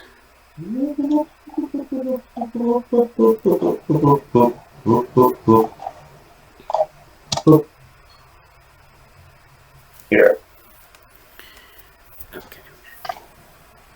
So Pete Wolfendale, who I just found out like when this tweet came out, so I'm not the most familiar with him. But this was a really interesting thing to see, and there's a number of replies to it that go into many different tangents. And I don't know which way to go with them specifically, but you know, I think it's a really interesting breakdown from Bayesian stuff, and there are some. So why don't we go through his like tweet thread here? So like the first one is I'm starting to get the feeling that the big intellectual conflict the next decade is going to be Bayesians versus cyberneticists, which is to say verificationism versus falsificationism. So verificationism would be the Bayesian position, falsification would be the cyberneticist position with better mathematical tools. And then the next tweet is what? If you want to know the key things that Bayesianism can't handle, one, it depends on a prior semantics knowledge of representation, and two, it doesn't provide a general account of exception handling. Okay, and then cybernetics, of course, it's exception handling and knowledge representation are things in computer science that we have like some techniques for, but yeah, cybernetics could handle those things theoretically. Yeah, I agree. I think the Bayesian, one of the things that Bayesianism sort of relies upon is this idea of the prior and then refining the prior, and it's a very like mean field sort of thing where you're just trying to find like a distribution and trying to, you know, inch the distribution closer to the truth. But sometimes if you have things like, you know, if the world changes quite drastically, especially if it's like a semantic change, like if different belief systems are in conflict, or if you have some sort of like major change in the world, from like feudalism to democracy or something like that, it becomes harder to make those assumptions from prior to posterior. But I mean, yeah. So what's the next tweet? He kind of goes on, replies to that thread. I don't know if you want to talk about this in the next one. Oh, just let's see. Put differently, there are no assumptions about the nature of empirical reality that are in principle beyond challenge. It must be possible to uproot every epistemic foundation mathematical model. This is a logical problem that probabilities cannot dissolve. Again, that's talking about like if there is some epistemology for something. Like, if you think about like the idea of a flat Earth. At one point, people believed that the Earth was flat. I guess people still do, but this idea of an Earth being like this, like circle, and then like you fall off the edge of it. But then like eventually people figured out that the Earth was round, and then people figured out that the Earth was not in the center of the universe, and so on until we end up with a drastically different model of the cosmos. And so that that has epistemic foundations, and so you can't just take a Bayesian model and say I'm going to update my priors by thinking that the flat Earth is a round Earth and the round Earth is in space, is part of a solar system that's part of a larger universe, and we're ultimately not like much significance to that. You could model that with Bayesian Bayesian approach, but it's not really going to get you very far because you can't really put numbers on it. I mean, I get what he's saying. It's so the mathematics out of which these models are spun are different, but the conflation of the mathematical and the empirical is a persistent source of logical false consciousness. So this idea that you're taking mathematical models and it's replacing the actual world or the observational world, I think is what he's getting at here. So yeah, I think this is yeah. And there's like, I don't know, there's many different like diving down deep into things like this. Old threads about this. To go back to the main thread. Did he hashtag Team Cybernetics? Oh, that one? Yeah. Yeah.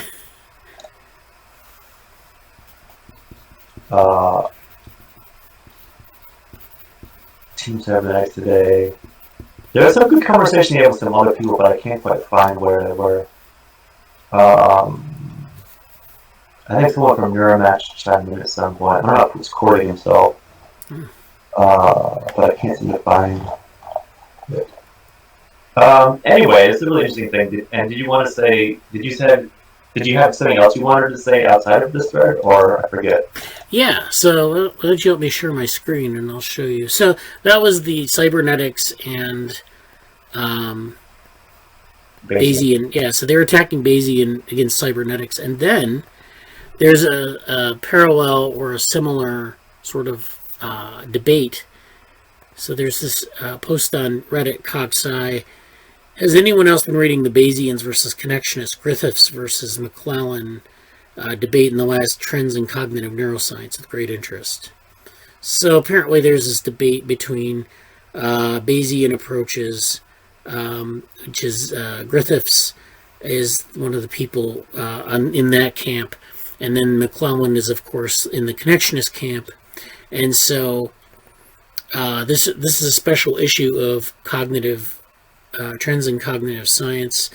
So this is actually Josh Tenenbaum is on this paper, and Thomas Griffiths, and this is the Bayesian argument, and this is probabilistic models of cognition, exploring representations and inductive biases.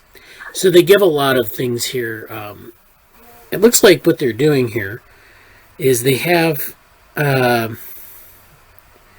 looks like they're taking an AI approach to this, but this is kind of okay. So this is a good figure, I guess, to get started here. So theoretical commitments of connectionism and probabilistic models of cognition. So they have connectionism in this circle, and then probabilistic models here. So connectionism is a small subset of probabilistic models. And then they have these two axes, amount of structure and strength of inductive biases. And so this means that connectionism has a relatively low set of inductive biases. as opposed to maybe some other probabilistic models you could use. And then the amount of structure, which is low, again, compared to what other probabilistic models might use. So based on a certain view of brain architecture and function, connectionist models make strong assumptions about the representations and inductive biases to be used in explaining human cognition. So representations lack explicit structure and inductive biases are very weak. So that's true of connectionist models. Connectionist models have these representations that, well, we talk about them as low or no representation in this group. And I think that's what they're getting at here, that they lack explicit structure and they have very weak inductive biases, meaning that they're just kind of like processing data and, with it, as opposed to, say, like a Bayesian model where you take like a specific position, epistemic position, and you go with that. So that's what they're getting at here. By contrast, probabilistic models, which would be like a Bayesian model, but it could also be like a statistical model of some type, explore a larger space of possibilities, including representations of diverse forms and degrees of structure, and inductive biases of greatly varying shapes and strength. These possibilities include highly structured representations and inductive constraints that have been proven valuable and arguably necessary for explaining many of the functions of human cognition. So on the right, we have this box 1, which is probabilistic inference. This is, of course, set up as a Bayesian model. So you have your conditional probability here. So this is Bayes' rule. So you have... So the solution is encapsulated in Bayes' rule. If a learner considers a set of hypotheses H that might explain observed data, so if I go to the world and I say the ball is falling off of the cliff because of gravity, because it likes what's off the cliff, because it's, I don't know, there are a couple other hypotheses you might have. Demons are inside the ball and they're moving the ball. There are all sorts of things you could use as a hypothesis. And so it might explain this observed data, D, and assigns each hypothesis, H, included in large H, a probability PH, before observing D. So this is the prior. So, like, of course, your H is like one hypothesis. This large H is your hypothesis set. And then this D is the observation, which is the prior observation. So given a prior observation, what is your hypothesis? Does it get updated or does it remain the same? And there's a certain probability attached to that. So in Bayesian models, they call it the likelihood, but that's maybe, linguistic trickery. It's not, we won't get into that. But the point is that it's basically a degree of probability. So that's the argument that they're making there. So now if we go back to this paper, I think this is the other one. So this is McClelland and Botvinnik and Linda Smith, who's, of course, we've talked about her in terms of developmental approaches to cognition. These people are talking about a connectionist approach and dynamical systems, which go along with the connectionist approach. So connectionist and dynamical systems explain human thought, language, and behavior in terms of the emergent consequences of a large number of simple, non-cognitive processes. So we don't need a representation necessarily. We view these entities that serve as the basis for structured probabilistic approaches as sometimes useful but often misleading abstractions that have no real basis in the actual processes that give rise to linguistic and cognitive abilities or the development of these abilities. So what they're saying is that if you create an abstraction or a representation that has that specifies like an epistemology or specifies like probabilities of, you create like a hypothesis, set of hypotheses, and then you evaluate them with a probability, which implies that you have like a certain underlying description of the world or a certain like sort of bias towards certain solutions, right? That those don't actually match the world. What the connectionist models do is they allow you to sort of get away from that sort of context of a certain set and allow you to just explore the world of data. So if you're observing things and you stick it into a connectionist model or a dynamical systems model, you just observe where the system goes, what the states are, and so forth. And then you can, it gives you a better handle on the world, especially when the world is changing. So emergence is ubiquitous in nature. Considering the complex structure of an anthill, it can have an elaborate structure with a complex network of passageways leading from the deep underground to 25 feet in the sky. One might suppose that ants possess a blueprint for these structures, but something far simpler is at play. Ants are sensitive to certain gases within their nests, so their environmental signals that they need to deal with, and they build these nests as a way to deal with these stimuli that are, they don't think about the system so much. They just, do things as they need to be done, and this results in this collective activity of nest building. So they talk about language in the same way. They talk about, observations and providing a means of evaluating hypotheses. Work within the structured probabilistic framework is often thought to address an abstract level of analysis akin to the Mars computational level, with consideration of the actual cognitive processes being deferred until the computational level theory is fully worked out. So the danger, of course, is that if the high-level description is wrong, that is, the behaving child or adult is not actually engaged in the formulation and selection of hypotheses, then focusing on these constructs would be misleading. So, and they talk about Chomsky's competence-based universal grammar approach, which is something that they kind of uses another contrast. So they give these this box 1, which is parallel pitfalls of computational level and competence approaches. And then they give, let's see if they have any other figures that might summarize this. Well, they go through this, the cog-sci papers often get pretty cog-sci-like. They have a lot of jargon and they explore debates that you have to really kind of get plugged into. So they talk about the A not B error, which is something that Piaget came up with. This is where you have the absence of a hypothesis or emergent consequence of the dynamics of motor behavior. So the A not B task was meant to measure the development of object concept, the belief that objects exist independently of one's own actions. So this is in development where babies are exploring the world and they're exploring objects and trying to figure out causality. After searching for an object in one location, then seeing it hidden at a new location, 8 to 10-month-old infants reach back to that first location, whereas older infants reach correctly to the new location. Although the A not B task had not been in the explicit focus of research within the structured probabilistic framework, the situation is traditionally described in a way that is fully consistent with it. So, experimental data favors an emergentist account of this.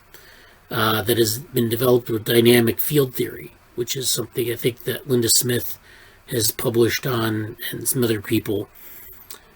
She's one of the co-authors on this paper. So this account explains the error through the general processes of goal-directed reaching. So this model consists of a dynamic field, which corresponds to the activation within a population of neuron-like units. So there's this idea of linking it with what's going on in the brain. And so yeah, they kind of go beyond simple connectionism and talk more about dynamical systems. There are these responses to this debate. So Gary Marcus did a response, neither size fits all. So he's basically thinking, in reading the essays by Griffiths and McClelland, one can't help but think of the old parable about the blind man and the elephant. It's meaning that they find their interesting insights on their own, but both approaches are incomplete.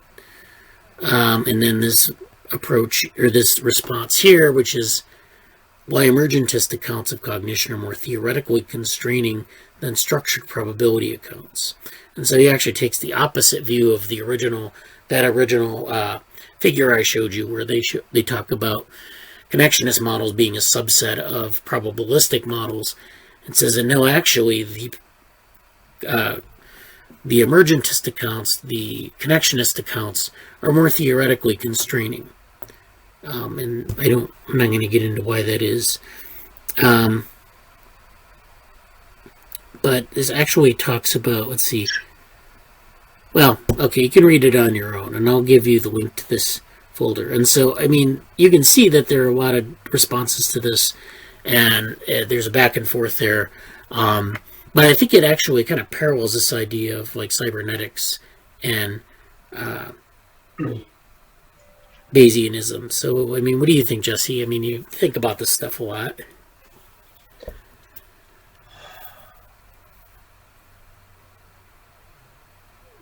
I feel like going back to the original tweet about cybernetics versus Bayesianism itself, I feel like I really wanted to read. I really wanted to read what Marcus said in that paper, and I'll go back and read it. My connection cut out like just as he brought up the papers. I don't really know what he said about the paper, other than apparently he disagrees with both of them and said something about probabilistic versus connectionism, which is more constraining. Like that's what I got from that paper. Oh, those are two different papers. But the Marcus one was basically about how they're both sort of interesting, but they're not complete on their own. So I guess that's a hedge, but like, you know, probably true. I don't know. I think, and those were like all like 10 years ago or something, right? I think actually it wasn't 10 years ago. It was closer to, it was recent. Let me look at the date. It was like 10 years old or something. Oh, yeah, I guess it was 2010. Yeah, this was 2010, so I was under the impression it was newer than that, but I don't know. I don't know what the outcome of that. I think this is just a debate that people have been engaged in. I'm not really sure what the outcome of this debate was, but I think this is getting at like the core of. I think this is going to be a really useful. I think this is a framework that I'm going to adopt in terms of talking about stuff, because I think adding the cybernetics approach, which I appreciate going over with a lot, as sort of the third prong in this thing about Bayesian versus connectionist and versus, you know, like that's and it, I think it's going to be.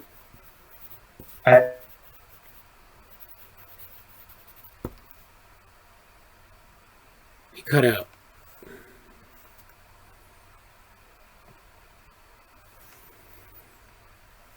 Can you hear me? Yeah, I can hear you.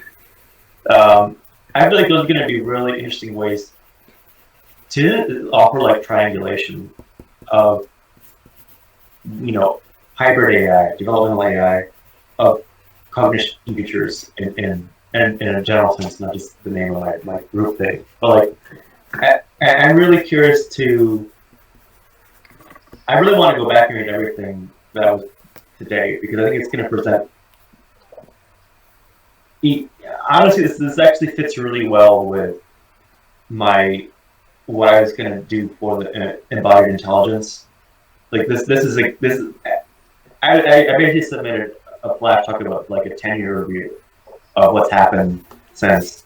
Basically, if I could combine what we talked about here and the whose paper it was, let me see if I can find it really quick.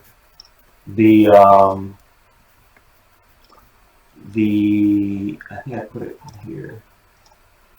Yeah, the Pizzulo mechanics of embodiment paper. Like if I could combine all that together, I think I'll try to do that in the flash talk, which is going to be, you know, impossible.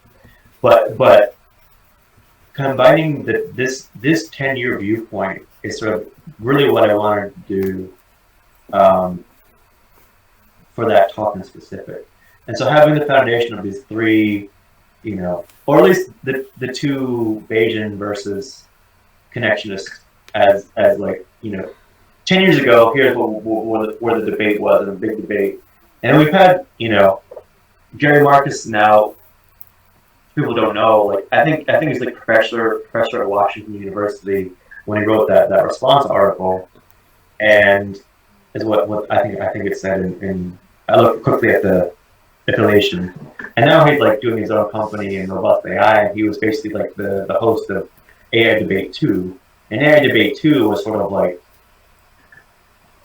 the second version of a year-end debate. The first one was between Marcus and Joshua Bengio, which is sort of like, we agree about hybrid models and what are our innates, and I see my innates this way, and you see the innates this way, but yes, the future will be some kind of a hybrid model, whatever.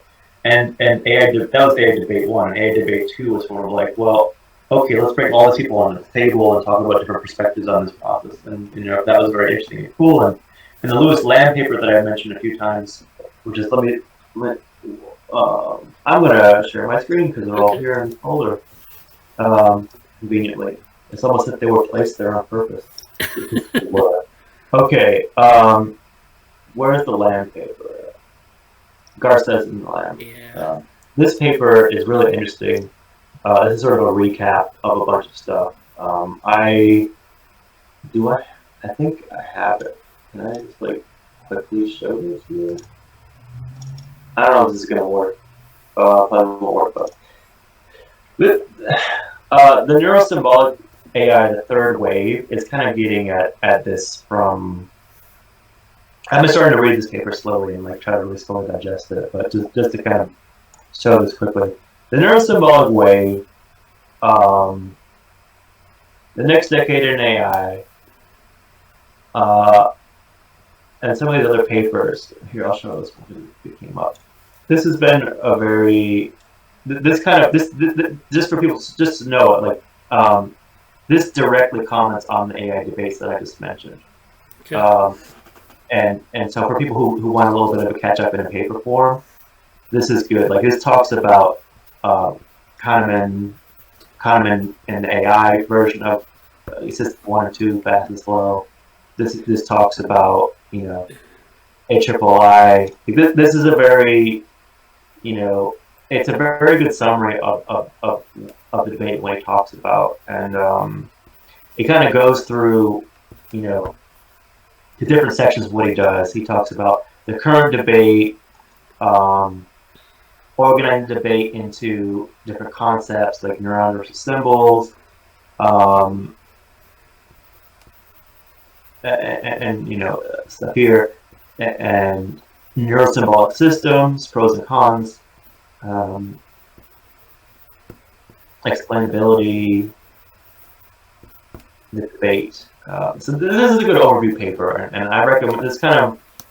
It's a very good recap of a bunch of stuff that's happened in the last year. This is made just after AI debate 2, I believe. Yeah. So if you take this paper, if you take this paper originally inspired my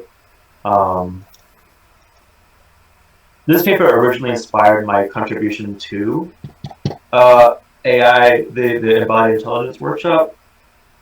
And this is a big review and a conversation of it. I'm not going to go in this paper as much, but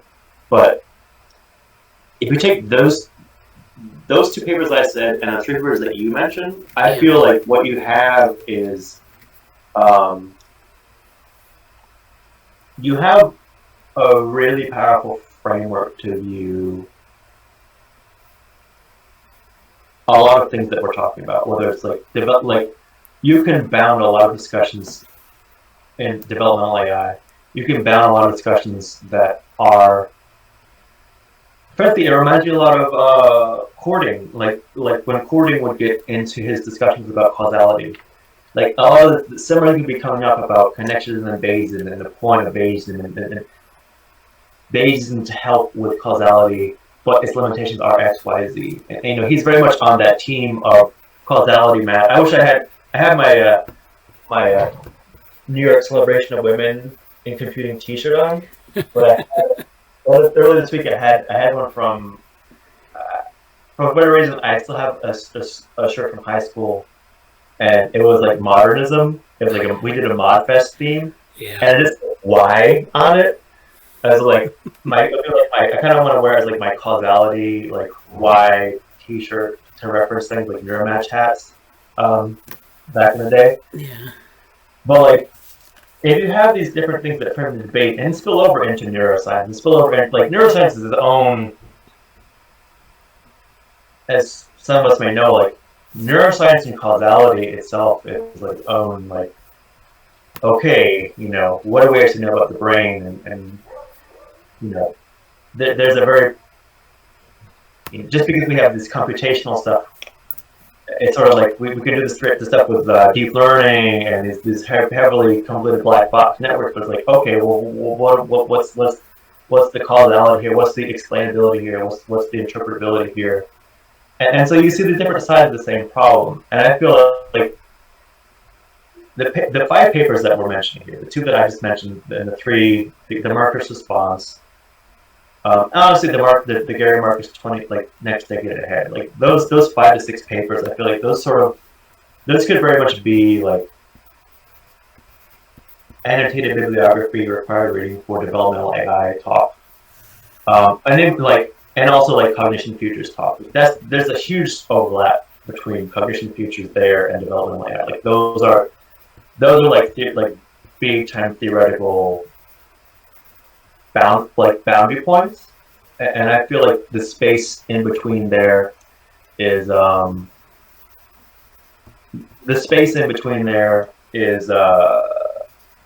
where the action is basically at, and you have people like I didn't finish reading Hinton's paper, but the latest Hinton paper where he's talking about different stuff, I think would fit. From what I understand, I don't know, I might be misremembering, but a lot of things are pointing in this direction. So it's like, how do we? When I started the frontier maps concept a while ago, it was kind of an attempt to get to this point, because at this point, at least for my personal development, it's like, okay, what's like the arena that we're trying to get at and talk about? And I feel like, okay, the 5 papers we talked about here are demarcating the arena a little bit. You can have these different like pillars of debate and discussion within the arena, different standpoints, and here's what the Bayesians can do, here's what the cybernetics can do, here's connectionist stuff, and you know, connectionist and you know, there's kind of an adjacent thing that we talked to a lot about last year about connection versus like, you know, representationalism and how much representationalism and how much connectionism in a direct sense, and connectionism in the sense of like, okay, well, there's also radical embodied cognition, which is like, you know, it's its own beast. But I think for the purposes of developmental AI and the things that we're trying to look at, things that I'm looking at, we're getting this sort of core canon of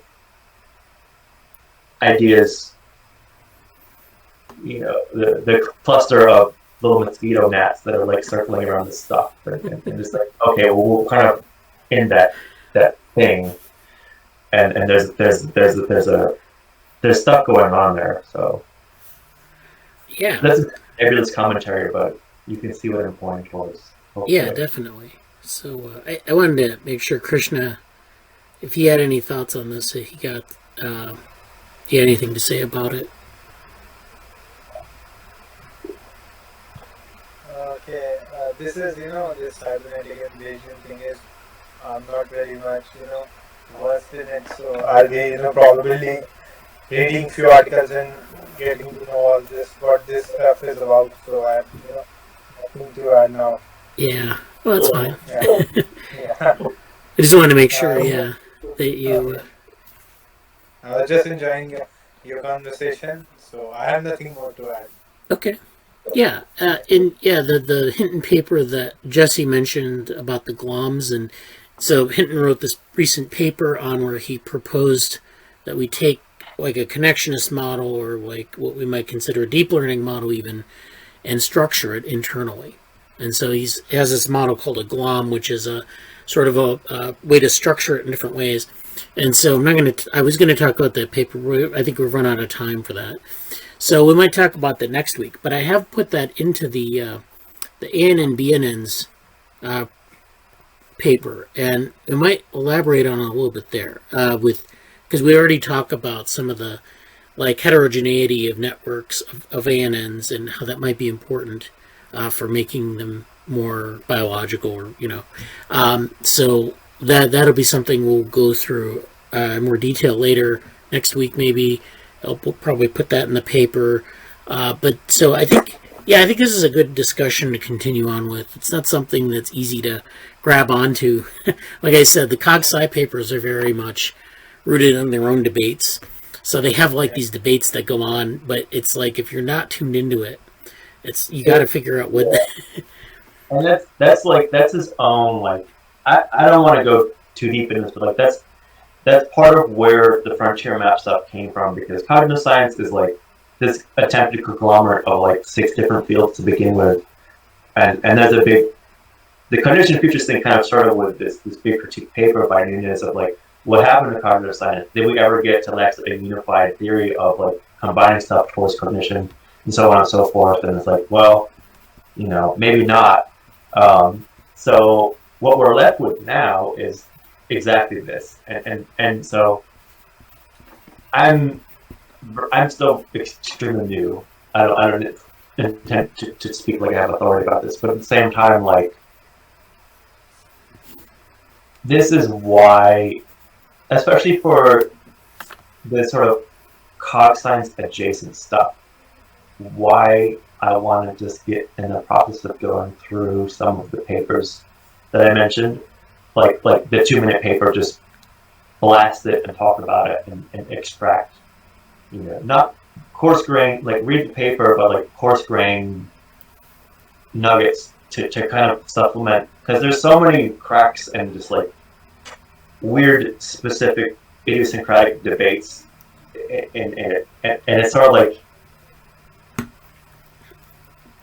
trying to connect those valuable points of debate to bigger pillars, whether that's in like cognitive science itself, which is its own thing, and our dear friend Anson, his sort of like academic destiny is to sort of help structure that, I think. Yeah. But even the concept of what we're saying, the 5, 6 papers we just mentioned, like, those provide a fairly concrete, tangible framework, and all those papers are connected to fairly current, accessible, maybe less so some of the cognitive science stuff, heavy papers, but like Tenenbaum's computational cognitive scientist, like he puts it in a computational sense, and they provide some bounds that we can work with, and I kind of want to continue to, I don't really know the analogy, but just connect the dots a bit more and help for myself, most of all, perhaps, probably, but also just getting, a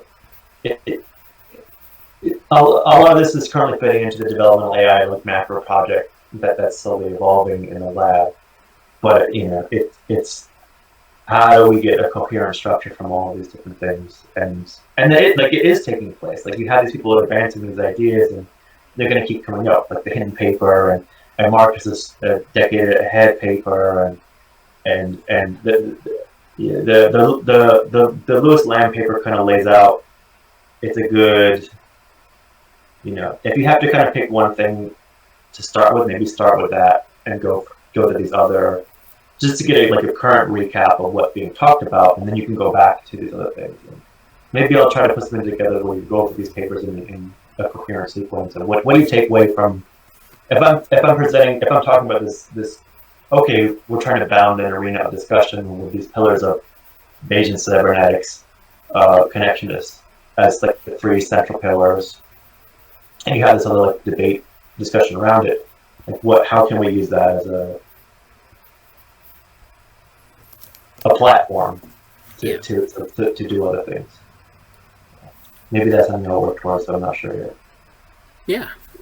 Yeah. Well, that sounds very good, and I'm glad that we got this discussion in, because it was very fruitful, I think. So I can make those papers available. Actually, why don't I send the that folder link. is a good folder. So. Yeah, this is a good folder here, and then I have the other papers in this other folder, but I'll save those for next week. Those are definitely there's some other interesting stuff that I ran across this week, but we'll move it to next week, especially like having to do. There's something that has to do with like the. It's a Nautilus article or something like that I found on something. It's probably relevant to the developmental AI stuff as well. But we'll talk about that next week. Other than that, let's. I guess we're gonna meet Monday for DevoWorm, and yeah, Krishna has some things there, and then we'll stay in touch on Slack about the A-Life submissions. I plan to submit the developmental AI paper this weekend, so I'm going to put it. I'm going to maybe go through it one more time and finish submitting it. Then probably the ANNs, BNNs will maybe correspond a little bit this week on that, and then Jesse's extended abstract. Maybe you can send it to me a couple days before the deadline, and you have to put it into a template, which is a different. So it's like if you write 2 pages, it has to be in the template 2 pages. The template is like 9.5 size font and double columned, so it's going to be like maybe 3.5 pages of a normal, Times New Roman 12 piece of text. So just think about that when you're writing, and just think about that limit and how to make it right around 2 pages. So but I can help you with that on Slack as well. Okay. Well, it was a good talk, good meeting. And I'll see everyone on Slack, or you can contact me via email this week if you're watching on YouTube. See you next week. Have a good week. Bye. Thanks. Bye. All right. Bye. See you. Bye, Bradley. Bye.